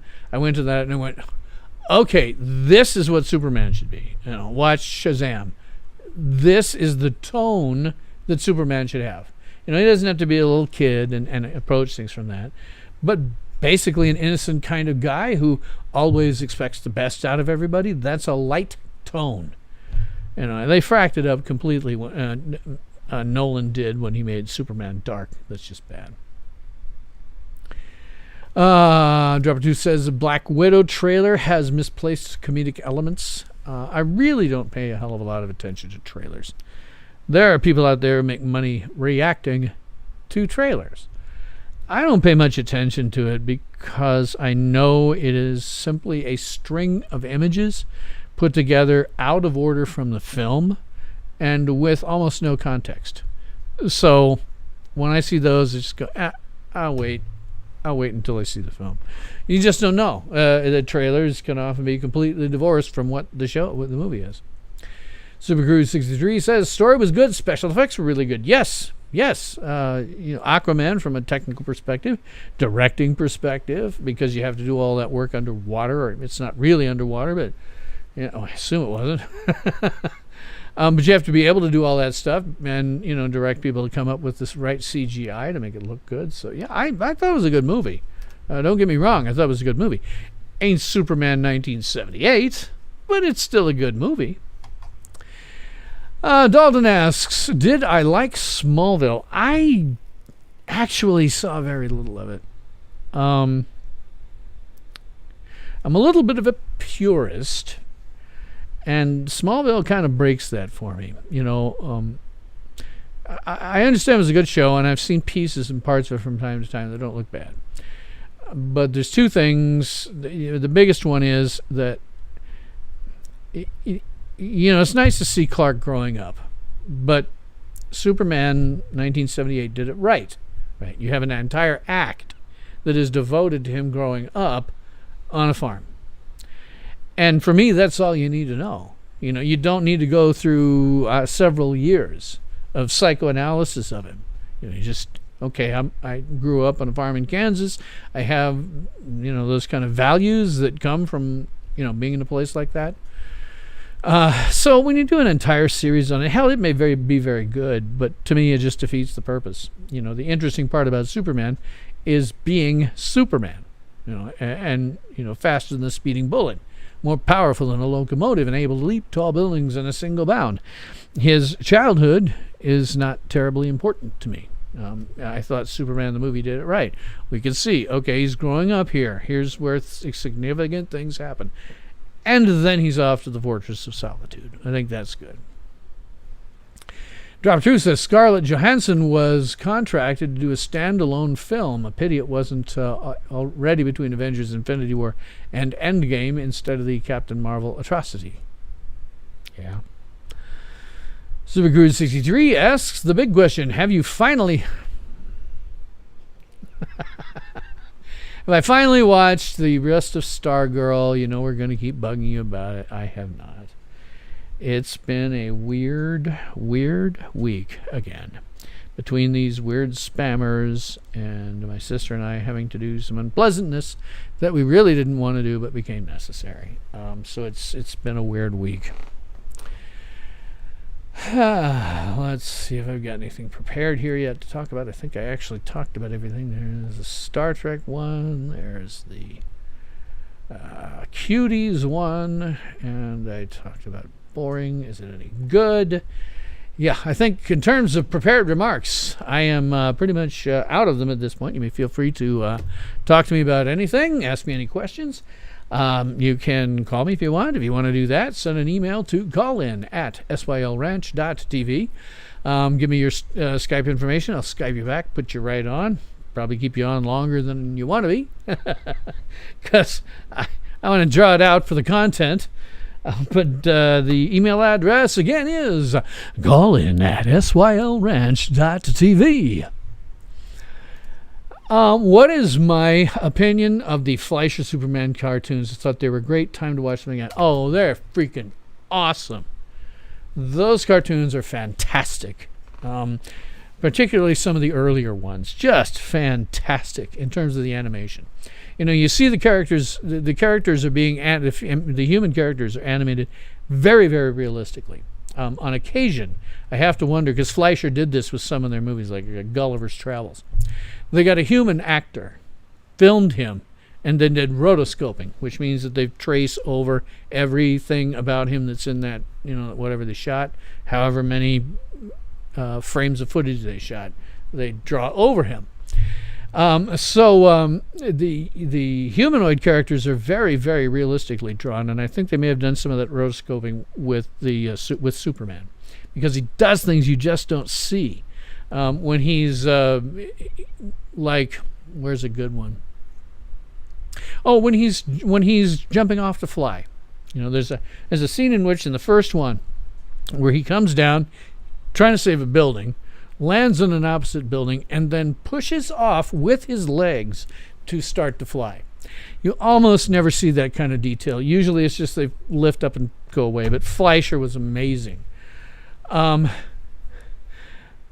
2 says the mad scientist with the death ray was based on Nikola Tesla. Didn't know that, but I'm not shocked. The interesting thing about that character, the mad scientist in that first one, is at that time, Lex Luthor did not exist. I think that character may be sort of a proto-Luthor. Movies and TV have always impacted the comics in terms of what they pick up. The look and feel of what we now think of as a traditional Fortress of Solitude. I forgot where I was going. Lost my train of thought. Somebody tell me. I'll read this back. Nicholas Tesla. Yeah, see, he may have been a nascent one, because, as I say, the two kind of cross over back and forth. The comics got Fortress of Solitude from Superman the movie. In this case, it's very possible that somebody at DC was looking at that and said, we could probably use a mad scientist. So I think that may have happened. Supercruise63 says, watched Superman, Man of Tomorrow animated movie. Pretty good. Oh, yeah. Well, anything produced with the DC animated universe, that's what I'm totally on board for. The DCEU was freaking amazing. Really amazing. They started out with Batman. Then they said, as I said, well, we don't know if we're going to go anywhere with this. Let's start with Batman.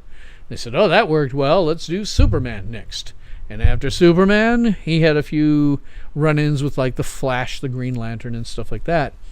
Then they said, let's do the Justice League. And it got very, very cool after that. One of my favorite programs. I can watch it any time.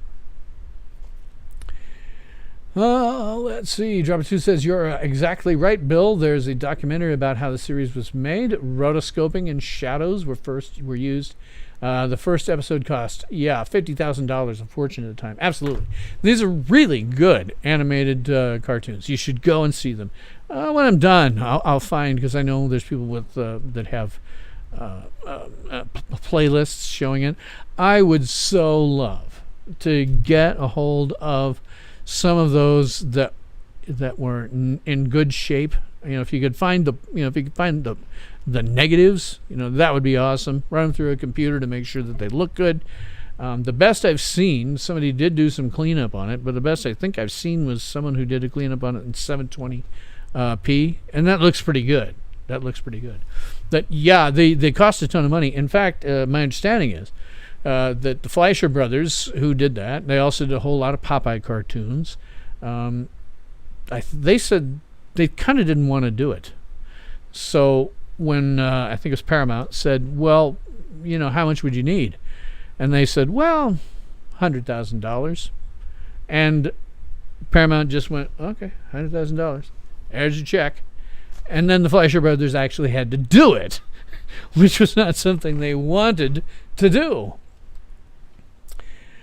Dropper 2 says, got the DVD set. Guess where from? Oh, I don't know. BitTorrent. Excuse me. I'll take a look for that. I'll have to take a look at that. But there are millions. There are a whole bunch of them on YouTube. The most interesting thing about those things, towards the tail end of it, that's when World War II broke out. And you started to see more slightly war-related things and really caricature, like Japanese people, Japanese spied, really caricature. If you were going to make this today, it would be outright racist. But you have to understand back then, in that time, not only were we at war and everybody in general hated the Japanese, but lost my train of thought again. Talking about oh yeah, but not only were everybody kind of hating the Japanese after Pearl Harbor, the government pressed the film industry to make patriotic themed propaganda films, and that shows up sometimes in Superman towards the end when World War II hit. But the last episode, the 11th hour, is very interesting because it has Clark and Lois in Tokyo covering some kind of story, but then they're arrested and put basically in a hotel room with bars. And every night Superman Clark Kent takes off his clothes, bends the bars in his windows, goes out, and this is World War II, goes out to places like shipyards, industrial facilities, and starts destroying them. And eventually, there's a showdown. They put up posters that say, if you attack us again, we're going to kill Lois Lane. So of course Superman saves Lois Lane, puts her on a boat back for the U.S. But when they get there in the U.S., reporters interviewing Lois ask where Clark is, and she said, "Oh, he's still there, but he's got Superman. I think he'll be okay." And the implication was that Superman was going to run around Japan destroying all of their infrastructure, destroying their ability to make war. Which, of course, if Superman existed in World War II, that would probably be what he did. But it's still an interesting look at it, from the perspective of 2020, back in, 1943 or so. Interesting look for him. So, yes, I lost my train of thought. I'm having a Biden moment. Yeah, well, I tell you, Biden couldn't deal with what I got. I got a sound mixer over there on the flat screen. I've got a window with my chat. I've got a window that's my poor man's teleprompter. Trust me, he couldn't read the teleprompter. It rests behind my camera on a window because you can't really make a real teleprompter out of the camera I've got. Got another window that's showing all the various cards and scenes that I've created. It's up over here on the big screen. Have my own monitor showing what I look like up on this part of the big screen. Down here on this part of the big screen, I have YouTube Studio showing my video, analytics, and stream health. Over there, I got the rioters. I'm waiting for it to see if it goes bad. But I've got the live stream of the rioters from various places around the country. And then finally, I have over here on the big screen, I have Skype open in case anybody wants to call. There is no way that Joe Biden could do what I do. The amazing thing is when he does stuff like this, A, he stumbles over his lines, that he seems to be reading from a teleprompter, and B, look at it all. Drop of Truth says there's a ploy to reboot young Superman with that awful actress from 50 Shades of Grey as Lois Lane. Please, no. I don't know whether there's any kind of plans for that or not. All I know is the last I knew, they had sent Jar Jar Abrams over to fix the DC universe. And considering how well he fixed Star Trek and fixed Star Wars, I think we can assume that he'll do crap on the rest of them. I guess the best you can say is if he does a Superman movie, we will probably see lots and lots of super feats, things going on that only Superman can do. Because the only thing that Jar Jar Abrams can direct is action sequences. He is terrible at everything else. He can't write to save his life. And the people that he has around, his friends who write, can't write to save their lives. If you're going to do something, I would hire him as a director for certain types of movies. But I would never let him write, and I would never hire any of his friends. It would be, I want you as a director, Jar Jar, and that is all. You're going to take this script that I'm giving you, and you're going to direct it. Your friends are not going to be involved.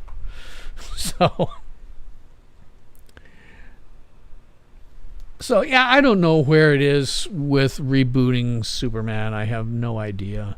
If they use that actress from 50 Shades of Grey, jeez. I haven't seen the film, but what clips and stuff I've seen, she just looks like a block of wood. And, God. Guys, if you're going to make a movie with about, if you're going to turn fan fiction into a movie, I got some fan fiction you can turn into a movie if you want that's better than some not quite BDSM total bottom top relationship, sub and dom. That's stupid. And the people you got to act in it, from what I've seen, are terrible. Have I seen Plinkett's Star Trek 2009 review, he was surprisingly kind to start with. Yes, of course. I've seen everything that Red Letter Media has done, including some stuff that you probably don't know about. I don't know if you remember her from the early days of Red Letter Media.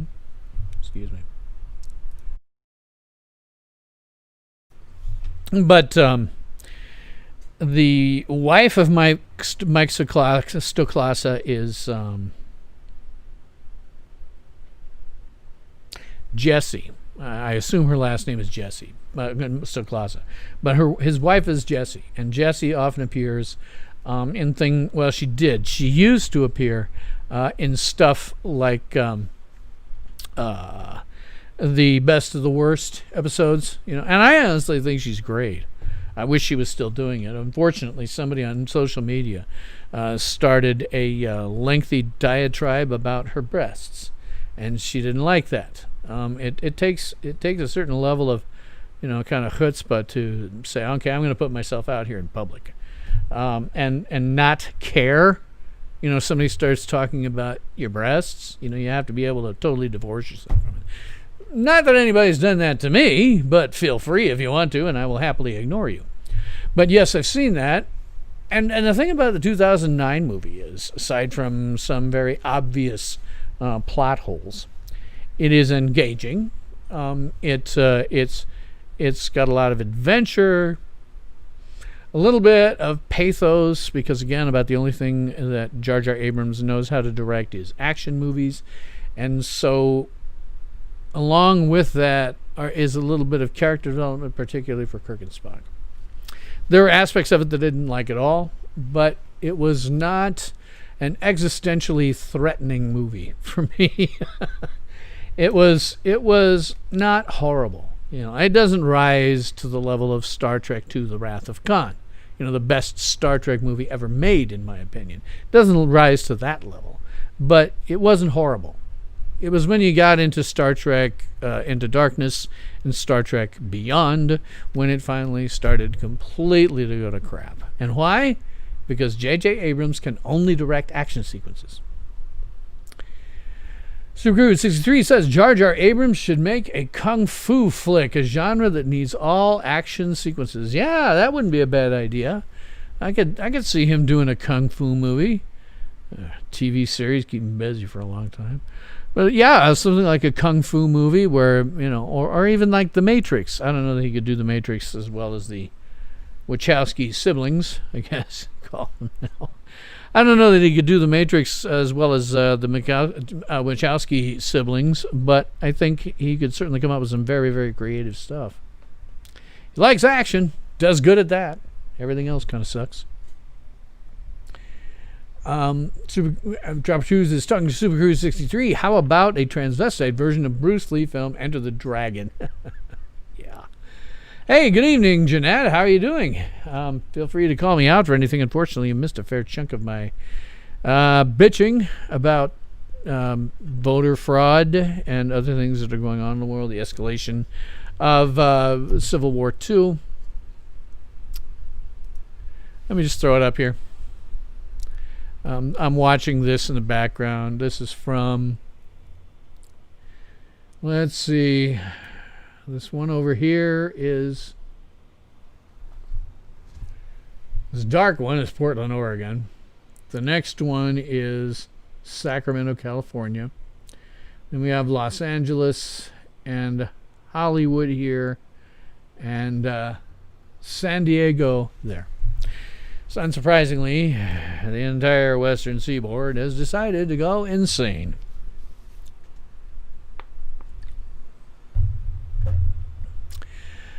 Oh, God. Hey, you can look at these if you want to. I'm just going to leave it up here, but actually I'm going to take it down. There's nothing violent going on. They're just people being chased away.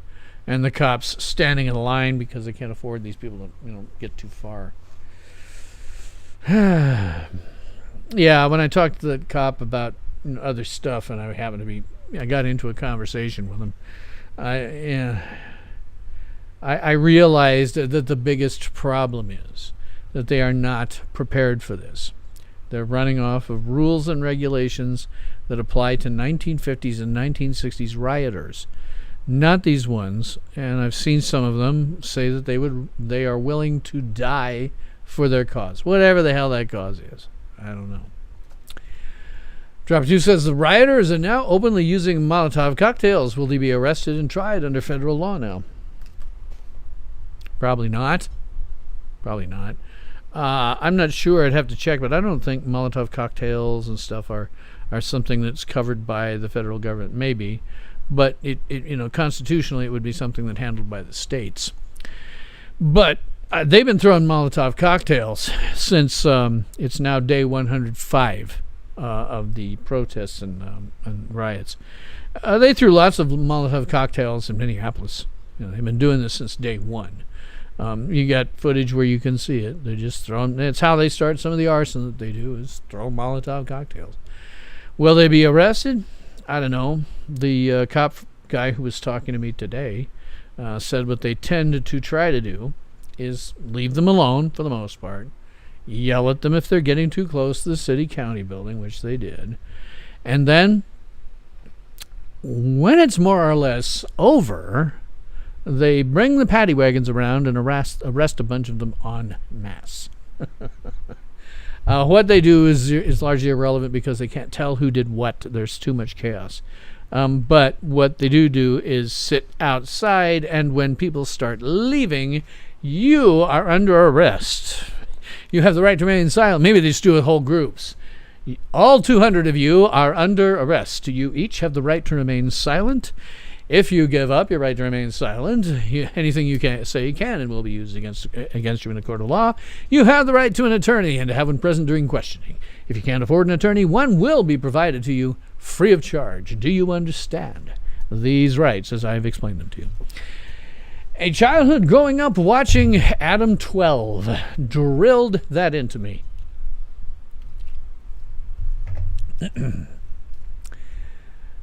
Drop Truth is saying, you ain't seen nothing yet. Wait until Trump wins in November. Every great Democrat city will be like Portland, Oregon.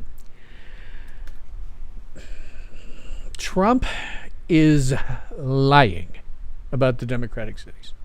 I understand why he's lying. It's an election season. It's possible you could get more Republicans if people hate Democrats. But the fact is, it's not just Democratic cities. When you see everything going on here on the police frequencies, everything going on, it is all over the country. Nebraska's a red state, and we do have in Lincoln we have a Democratic mayor, but she's not like most Democratic mayors. She's not a complete scumbag. Our riots were relatively minor and relatively kept under control, at least according to the cop that I talked to today, because I was very interested in that. So I don't think every place is going to look like Portland, and it's not just a Democratic problem.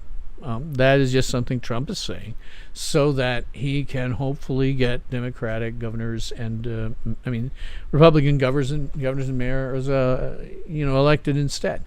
But if you look at where this is, there's lots of Democrat-controlled cities. This is big and nasty. This is Civil War II. That's simple. Subguru 63 says, Department of Transportation, we're talking Drop Truth. Disagree. I think when he wins, he will do more to stop it because he won't have an election to worry about. Maybe that's true. I don't know, maybe. I guess if I were president and I got a second term, about the first thing I would do would be tell the cities, round up all these guys. Or it's not constitutional to go in and round them up on the federal level unless you're asked. But, do something like, okay, get me the governor of Wisconsin. Okay, buddy, you are going to ask for my help to get the National Guard mobilized and out. That's what you're going to do. If you don't, I will make your life miserable. Because the politicians, they have each in deep down in their blackened, shriveled souls, is an emperor of the galaxy screaming,"Unlimited power!" So, if you can find their weak spots, you can find their mistresses or guys, depending, either gender. Either gender has the opposite gender as a skeleton in their closet. Maybe they've done some stuff that's illegal. It's entirely possible. They are, after all, politicians. Unlimited power! So I think if you were president, you'd just send some people out to find out what these guys' weak spots are and exploit them and say, okay, you're going to invite the National Guard to come in and clean your shit up. Otherwise, I'm going to tell everybody about those, 12-year-old boys that you've been screwing, because that's not impossible. Unlimited power! Each and every one of them. No exceptions. Unlimited power is what they want. Drop Truth says, do these rioters have parents, or are they made in a mad scientist laboratory? We know they're paid by GS. Don't say his name. You may be banned. There are too many to be financed by any individual or group of individuals. We're talking about, I don't know how to quantify it, at least 100,000 people. At least. Could be more like millions. But it's at least 100,000 people. You can't pay 100,000 people. You'd go bankrupt trying to do that. And if the number's larger, if it's 500,000, a million, you can't pay all those guys. It's impossible. I think there are probably some paid agitators in some cities, but it can't be in all of them. If you've got 500 cities that are having these attacks, maybe you have got one instigator per city that you're paying, but that's all. You're not gonna pay for all the other stuff these people do. The U.S. is too big. It's like Australia. It's too big. Except you guys have your outback desert, and we don't. Our deserts are fairly small and they're not populated, but the rest of the country is very, very populated. So when you have these hundreds of cities where this is happening, and it is, I hear them on the police frequencies, you just can't pay somebody for all of those people. Drop of Truth says to Super Cruise 63, true martial law then. I don't know if you can institute federal martial law. There's nothing in the Constitution that says that our government can take away our rights like that on a mass basis. I know places, cities, that have instituted martial law. I think it would be appropriate for them to do it, but they are kowtowing to these, terrorists, so they don't do it. There are many, many, many things that could have been done to stop this. There are still many things that could be done to stop this. Let me change something here. You can watch this while I talk. It got a little weirder. The cameras are moving around a little bit. Over in Hollywood, California, you will never find a more wretched hive of scum and villainy. But do they have parents? Yeah, no, but put more pressure on state and local governments, yeah. Do these writers have parents on their welfare? Well, here in Lincoln, we are a big college town. We have University of Nebraska at Lincoln, which is about 30,000 students. We have Nebraska Wesleyan University. I've never looked up what their student population is. It must be in the thousands. We have Union College, which is basically kind of a Christian college, and they have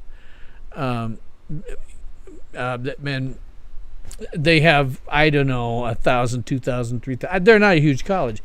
Big enough that they have multiple buildings, but it's not gigantic, so I couldn't tell you how big it is.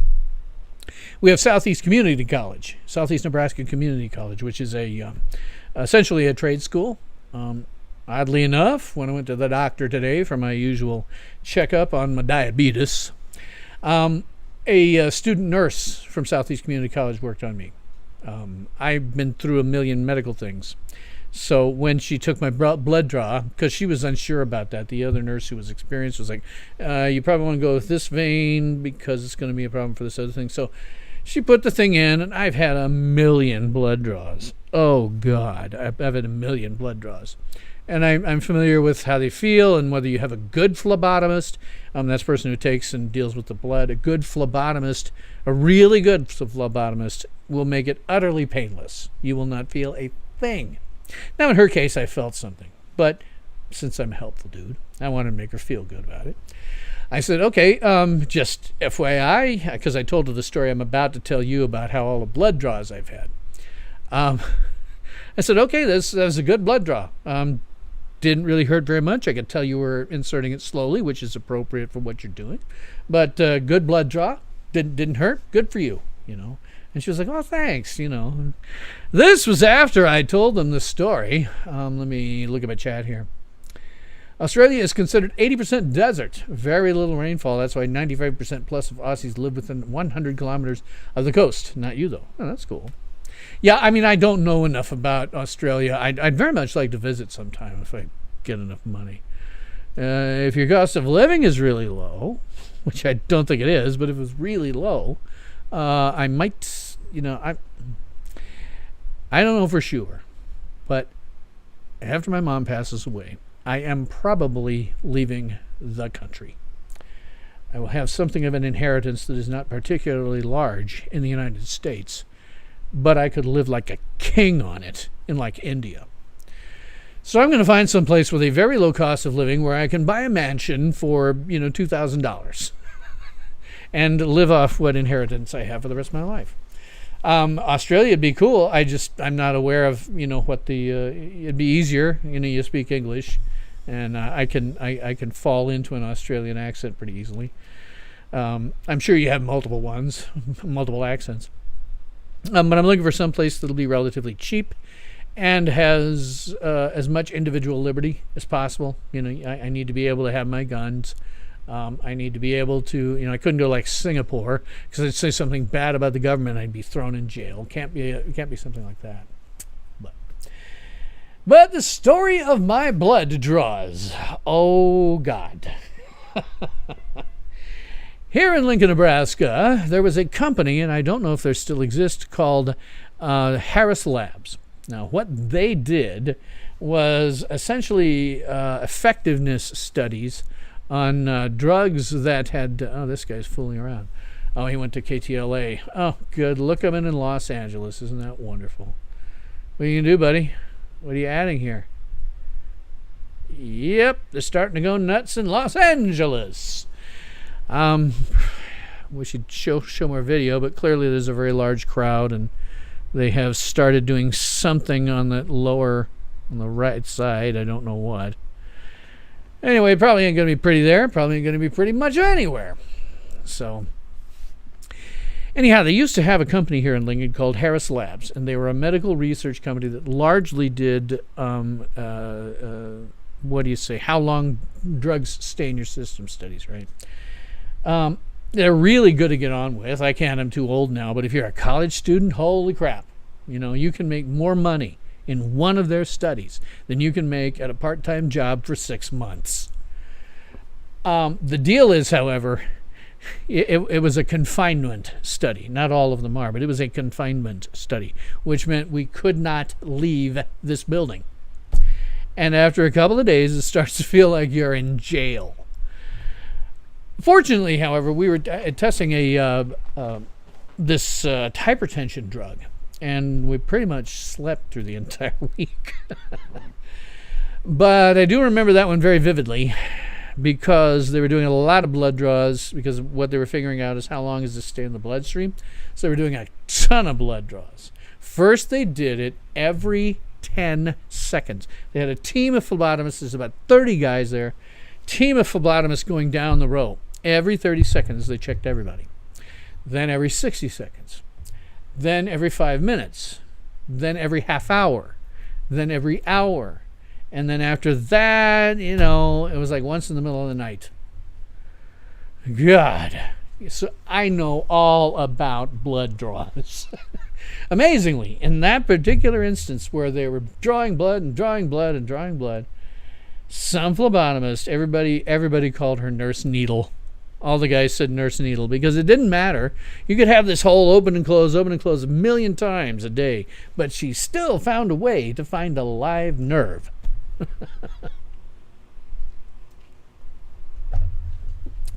I'm going to drop this out. It doesn't look like there's anything terrifying happening on here. Mostly jerky things from people who are out there. I mean, jerky screens. Drop 2 is saying the cost of living is high, but the U.S. dollar is strong today. Okay, we do have very high taxes. Can't have your guns. As for accents, think Michael Caine in the Italian Job, slightly Cockney accent. I've watched a fair number of people with Australian accents. I'd be hard pressed to do something about it right now. But I always did a kick out of Michael Caine. Somebody did something, I've forgotten where, but I saw it and it works. If you want to speak like Michael Caine, you can only say a few words at a time. That's actually accurate. Michael Caine's cadence with his voice tends to be a little broken. If you want to speak like Michael Caine, you can only say a few words at a time. So, Drop 2 saying, I have a Twitter friend who lives in North Brazil. Wow, he lives a great life. You'd have to learn Portuguese, though. I don't care. I can learn any language. Interesting things happens when you're in IT. I mean, to begin with, I started learning French in 5th grade and became very fluent in it within 2 or 3 years. I'm a bit rusty with it right now, but I still think a little bit in French. That's how you really speak a language. You are not spending your time thinking, how do I translate what I want to say into this language? You start to think in that language, so it comes out automatically. But I can learn anything. Portuguese would be interesting. It's a language, one of the Romance languages, probably close enough to some of the French that I know, and English, that I'd be able to struggle through it. But I have no problem learning a new language if I go to another country, absolutely. Drop 2 says the worst Aussie accent was James Coburn in The Great Escape. Oh, God, yes, I know. I may not always be able to come up with every accent in the universe, but I can tell when it's really bad. James Coburn was bad.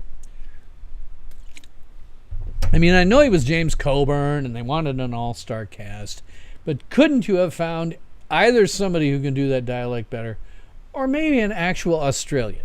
You know, just a thought. Not that it wasn't a bad movie. Great Escape is a very fun movie. Yeah, Coburn's bad. I mean, they had all those British actors, right? And you'd think, because I've seen them do it a lot, you'd think a British actor would be able to come up with an Australian accent. But apparently they didn't think that. I don't know. Long over. Most people are dead who was on that movie, so hey, what do you do? Drop 2 says, Portuguese is the closest to pure Latin. Okay, it's more difficult than Spanish, Italian, or French. I don't really have any problems with the difficulty, you know. I had a joke one summer when I was working summer stock with somebody who was in the crew. She also spoke French. She actually taught French at a local school.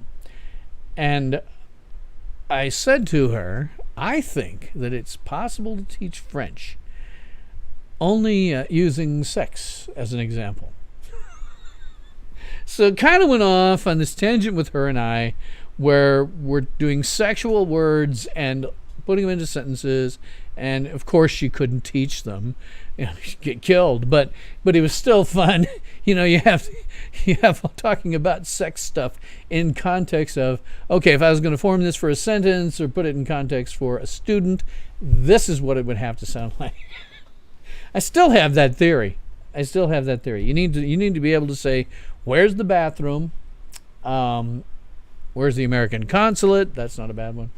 Where's the bathroom? And that's about it, really. You know, you have to be able to know where the bathroom is. Where's the bus stop? You know, where's the airport?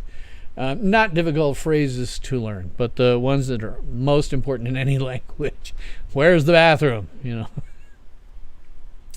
Dropazoo says, the women are gorgeous and very available. Be careful. Aside from whatever inheritance I might get, and I'm unclear what it will be, I don't. I mean, maybe the gold-digging whores out there would be into me, but that would be a complete reversal from everything in my life. And I would be very careful about it anyway, like you said. Sometimes you run through your mind, what would I do? What would I do if I won the lottery? Well, I have some things inside, but I also in the back of my head, I'm going, if you won the lottery, you would have women lined up for miles, waiting to throw themselves at you for a piece of your money. So maybe where was it from? Yeah, Brazil, I think. I have to look back. Anyway, Jeanette, you used to cook for the subjects at Harris Labs? Oh my God. Well, maybe remember I don't remember when it was, but you and I may have been there at the same time. As I say, for people doing the study, it was a lot like jail. You couldn't go anywhere. There was no internet at the time. You really didn't have a lot to read unless you brought your own books, which I did. You could watch TV, but at that time, I think there were 13 channels, and you got bored really quickly out of your mind. In those studies, they always have more people than they need for the study, because we must have lost 10 guys. They just said, I can't stand this anymore, found the nearest exit, and left. They don't get any money when you do that, or didn't. But, yeah, Jeanette, we might have been around at the same time. Cool. Sorry, I missed that message. I'm still got my glasses. Women are gorgeous and very available. Well, I can cope with gorgeous. There is something showing up in my control panel chat that has not yet showed up on the screen. And it was, Drop a Truth saying, I had an English class for adults where we analyzed all of the profane English words, their etymology, usage, and pronunciation. The word, the frack, its derivative was lots of fun. Oh, I'm sure. Going through some of those would be a whole lot of fun. Let me do something here. I'm not seeing all of my chat. Let me kill you.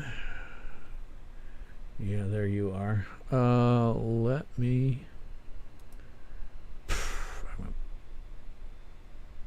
I'm not seeing it here. Let me reload. Sorry I have to do this. I am, after all, a one-man shop, so I don't always... let's do live chat. And it still didn't pick up the one that's sitting in my... Well, Drop It Deuces, yeah, okay, it did pick it up. All right, let me pop it out and fix my windows. If someone wants to be my producer and do all of this magically behind the scenes, feel free. Change the chat window. Ba-da-ba-da. Sorry. Pop out, voice meter. Skype, calculator, Realtek. Is it this one? No. This one? No. Look at me. See me twice. Now that one. Yeah, not that one. God, it's hard to find all these windows. That's voice meter. That's also voice meter. That's Licks. That's Skype. Hey, Beavis, where is this thing? All right, screw it. I'm going to do something that I know works.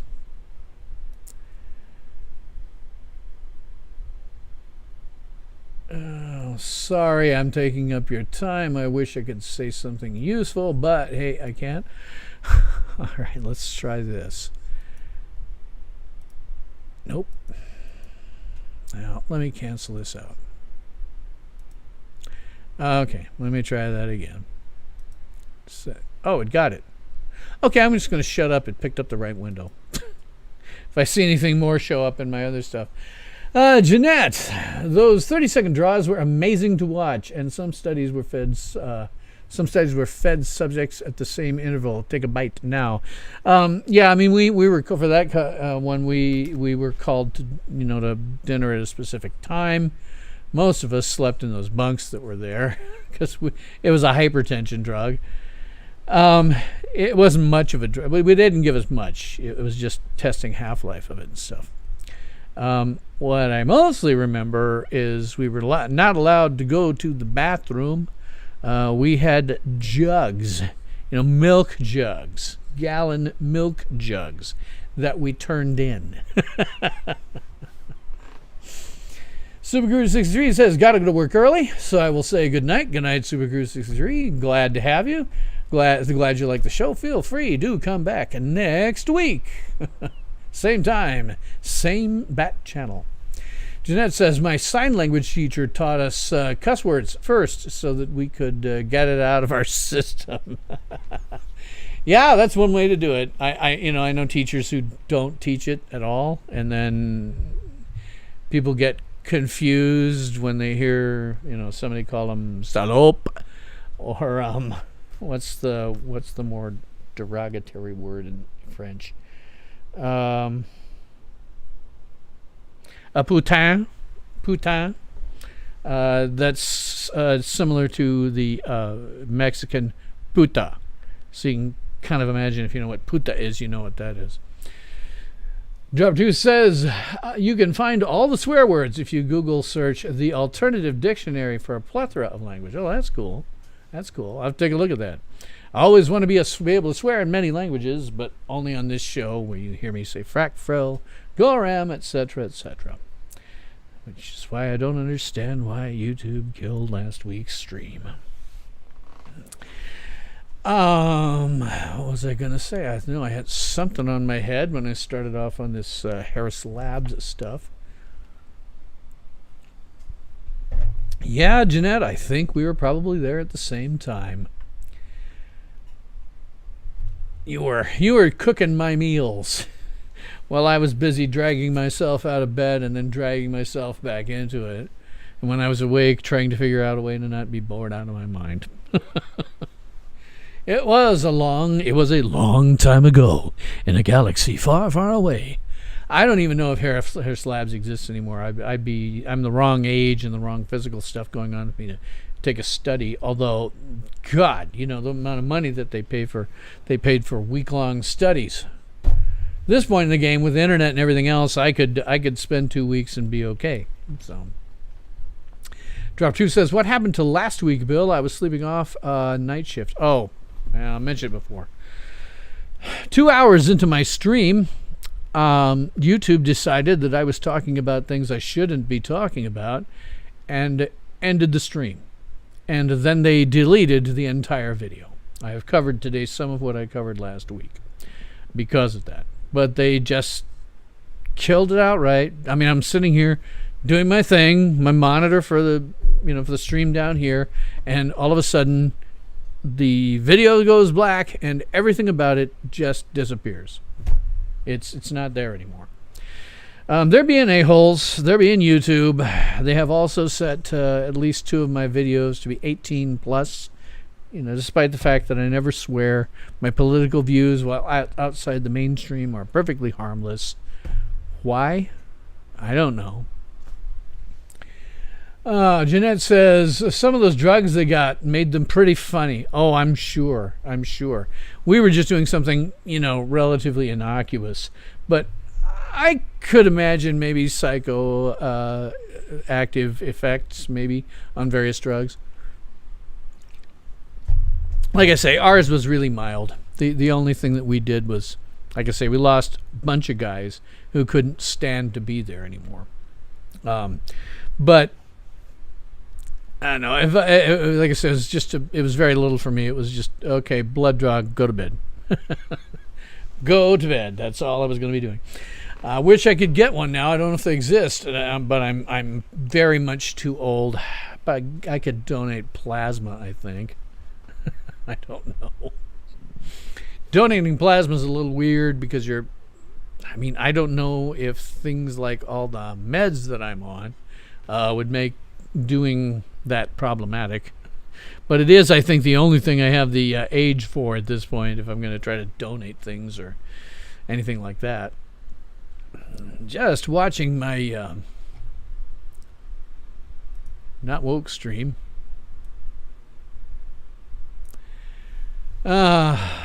Sacramento, California, the capital of Sacramento. Up here. Well, at least they're being peaceful. I don't see them going crazy and yelling hands up, don't shoot. I don't see anything really horrifying going on just now, but wait till the weekend. It should be really bad. Unfortunately, this individual is going to become another poster child for Black Lives Matter. Let me be clear about something. These type of warrants are part of the things that I want to see reformed in police. Police do need reform. What they really need is, except for some jurisdictions, they need all of the military hardware that they bought after the Gulf War, after the Iraq War. They bought it at a song from the federal government. But you don't need that for police work. And it puts a military mindset in the police, many of whom came out of the military, so it's normal for them. But you can't treat citizens as military. They are two different things. And if it was me, I would take away all that hardware. I would alter the way that I train these people so that the idea of it being us versus them, which is a military mindset, you have me, you have the enemy. Well, we cannot think of the public as the enemy. Nor should we be able to do no-knock raids where you just bash in the door. It just needs to be a regular search warrant and a bunch of cops. You don't need what they did. That's not to say that the victim in this case is some kind of angel, but it does need to be fixed in that regard. I'm not going to be doing this in order to fix it. Because, of course, what these dimwits have said repeatedly is that they want to tear down the system and replace it with a communist utopia. Idiots. Communism and socialism always fail, killing millions in the process. Jeanette says, Harris Labs has a different name but still exists. Huh. I might look it up. Like I say, I'm probably ineligible for anything. Just based on my meds alone. Diabetes medications, psychiatric medications. I got a friggin' box. I'm on about 9 of them. I have turned into like my grandparents. When they were older, they always had lots and lots of meds they had to take.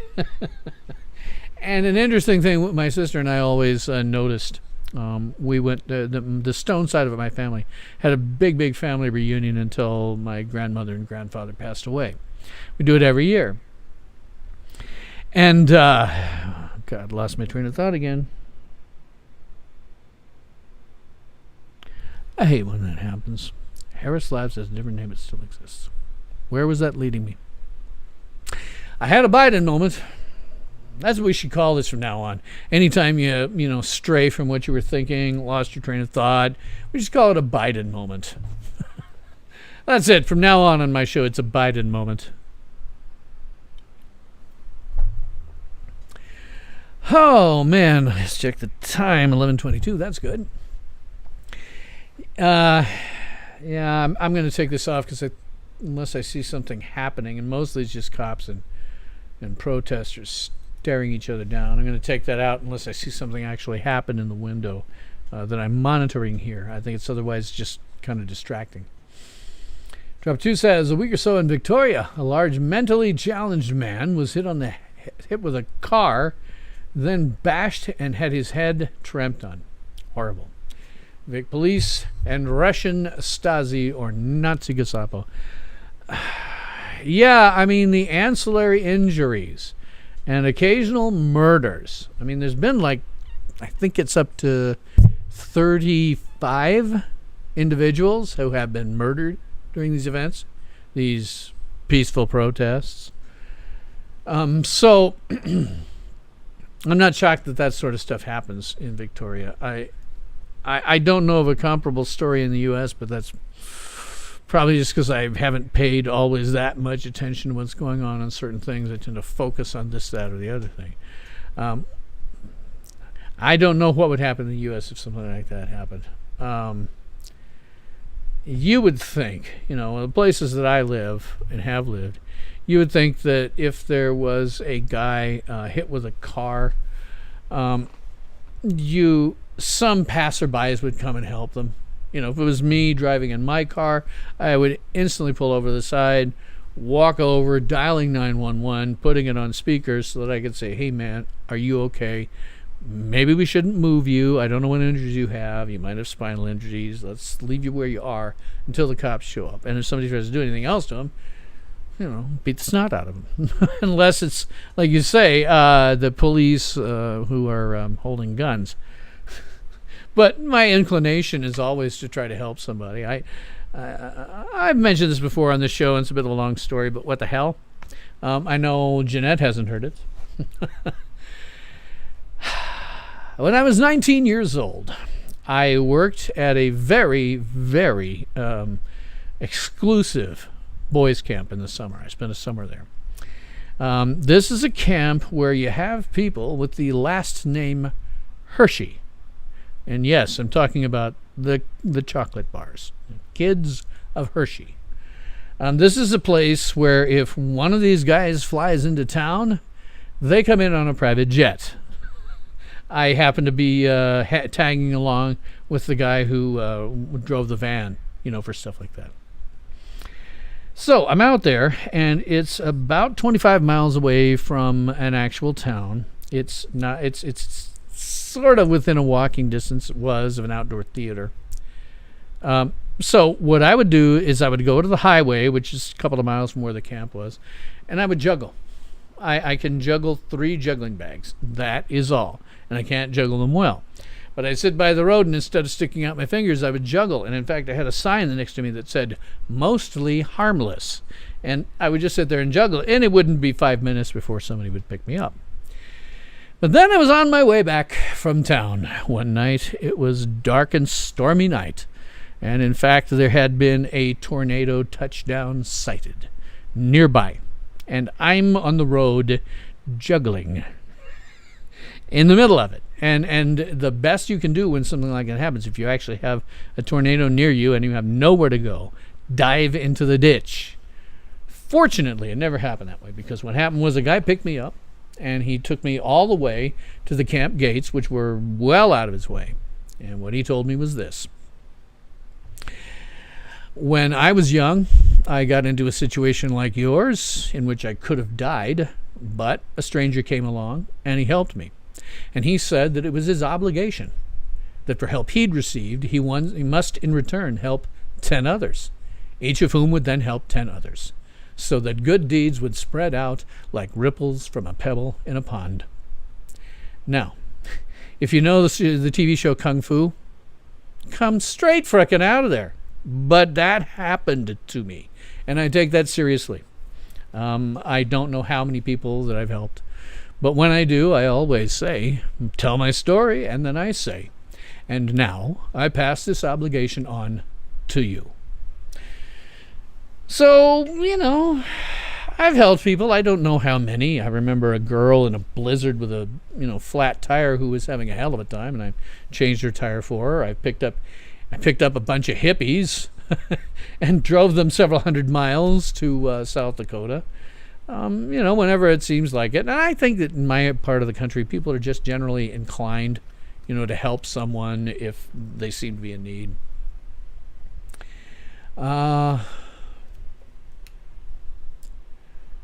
Drop 2 says a week or so in Victoria, a large mentally... Oh, you're talking about that, sorry.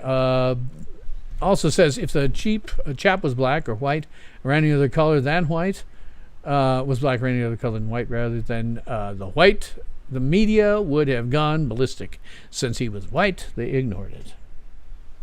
Yeah, I ain't surprised. Drop 2 said, also saying Hershey is only chocolate because of its color. It's revolting. I doubt it has cocoa in it at all. I have no idea. I don't mind them, Hershey's products. Just can't eat them because I got diabetes. But I don't have any problem with it. I'm sure it's not really chocolate or anything, but hey, what the hell? It tastes all right to me. So I have no discerning palate. I'll eat just about anything. I'm kind of allergic to certain things, but I'll eat almost anything. The problem is that I have to eat very few foods. My fridge has a few bottles of this in it. It's got lettuce, it's got tomatoes, it's got a bunch of cheese, hot dogs, hamburgers, chicken breasts, some canned vegetables. That's about it. That's what I can eat.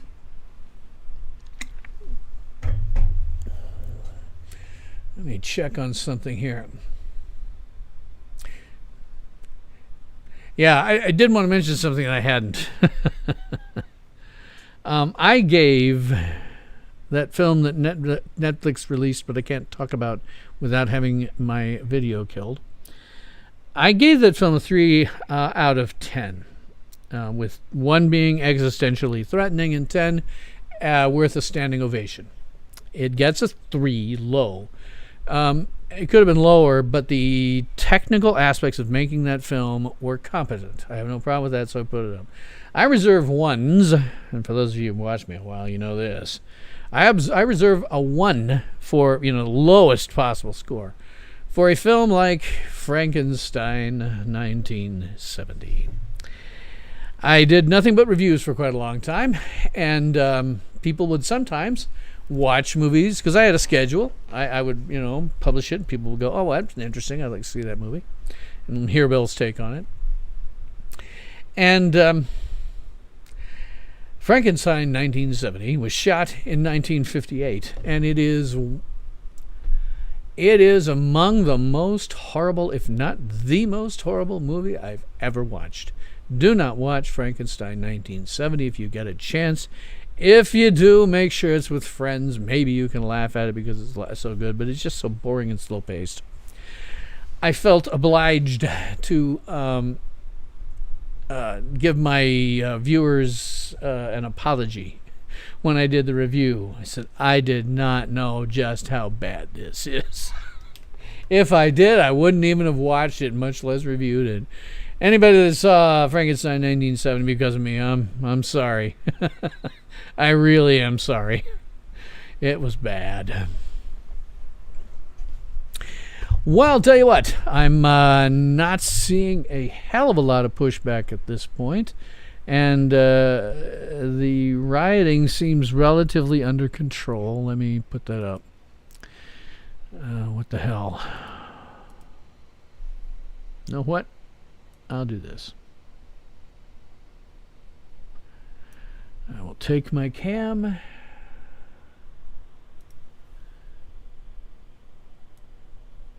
and miniaturize me. Okay. And then we'll make you big so we can see more of you, as if I was the guy who was actually doing the footage. Okay. So, we can see there's a lot of people out, particularly over in what looks like Sacramento, California. There was a bunch of them there before, and of course they're all, why are they wearing face masks in this? I mean, some of them are wearing face masks, some aren't. It's just kind of ridiculous. So, not much going on, really. It looks like it's pretty calm at the moment, but again, wait for Saturday or Friday or Saturday to come around and it should go nuts. I'm going to be paying attention to it here in Lincoln because I think, given the large student body we have who have been taught from K through 12 that communism and socialism are good, and they were not taught any meaningful skills in order to survive in life. So we get this. We just get this craziness, and it's good tonight. Tonight is good, but it's not going to stay that way forever. So, I guess that's all that I have to say about that. I would love to keep the conversation going, so please leave your comments, questions, and nasty remarks, and I'll do my best to respond to you. So thanks for watching. That is all the time that we have today on this episode of Tales from SYL Ranch Live, where everyone is entitled to my opinion. And I'm Bill Stone.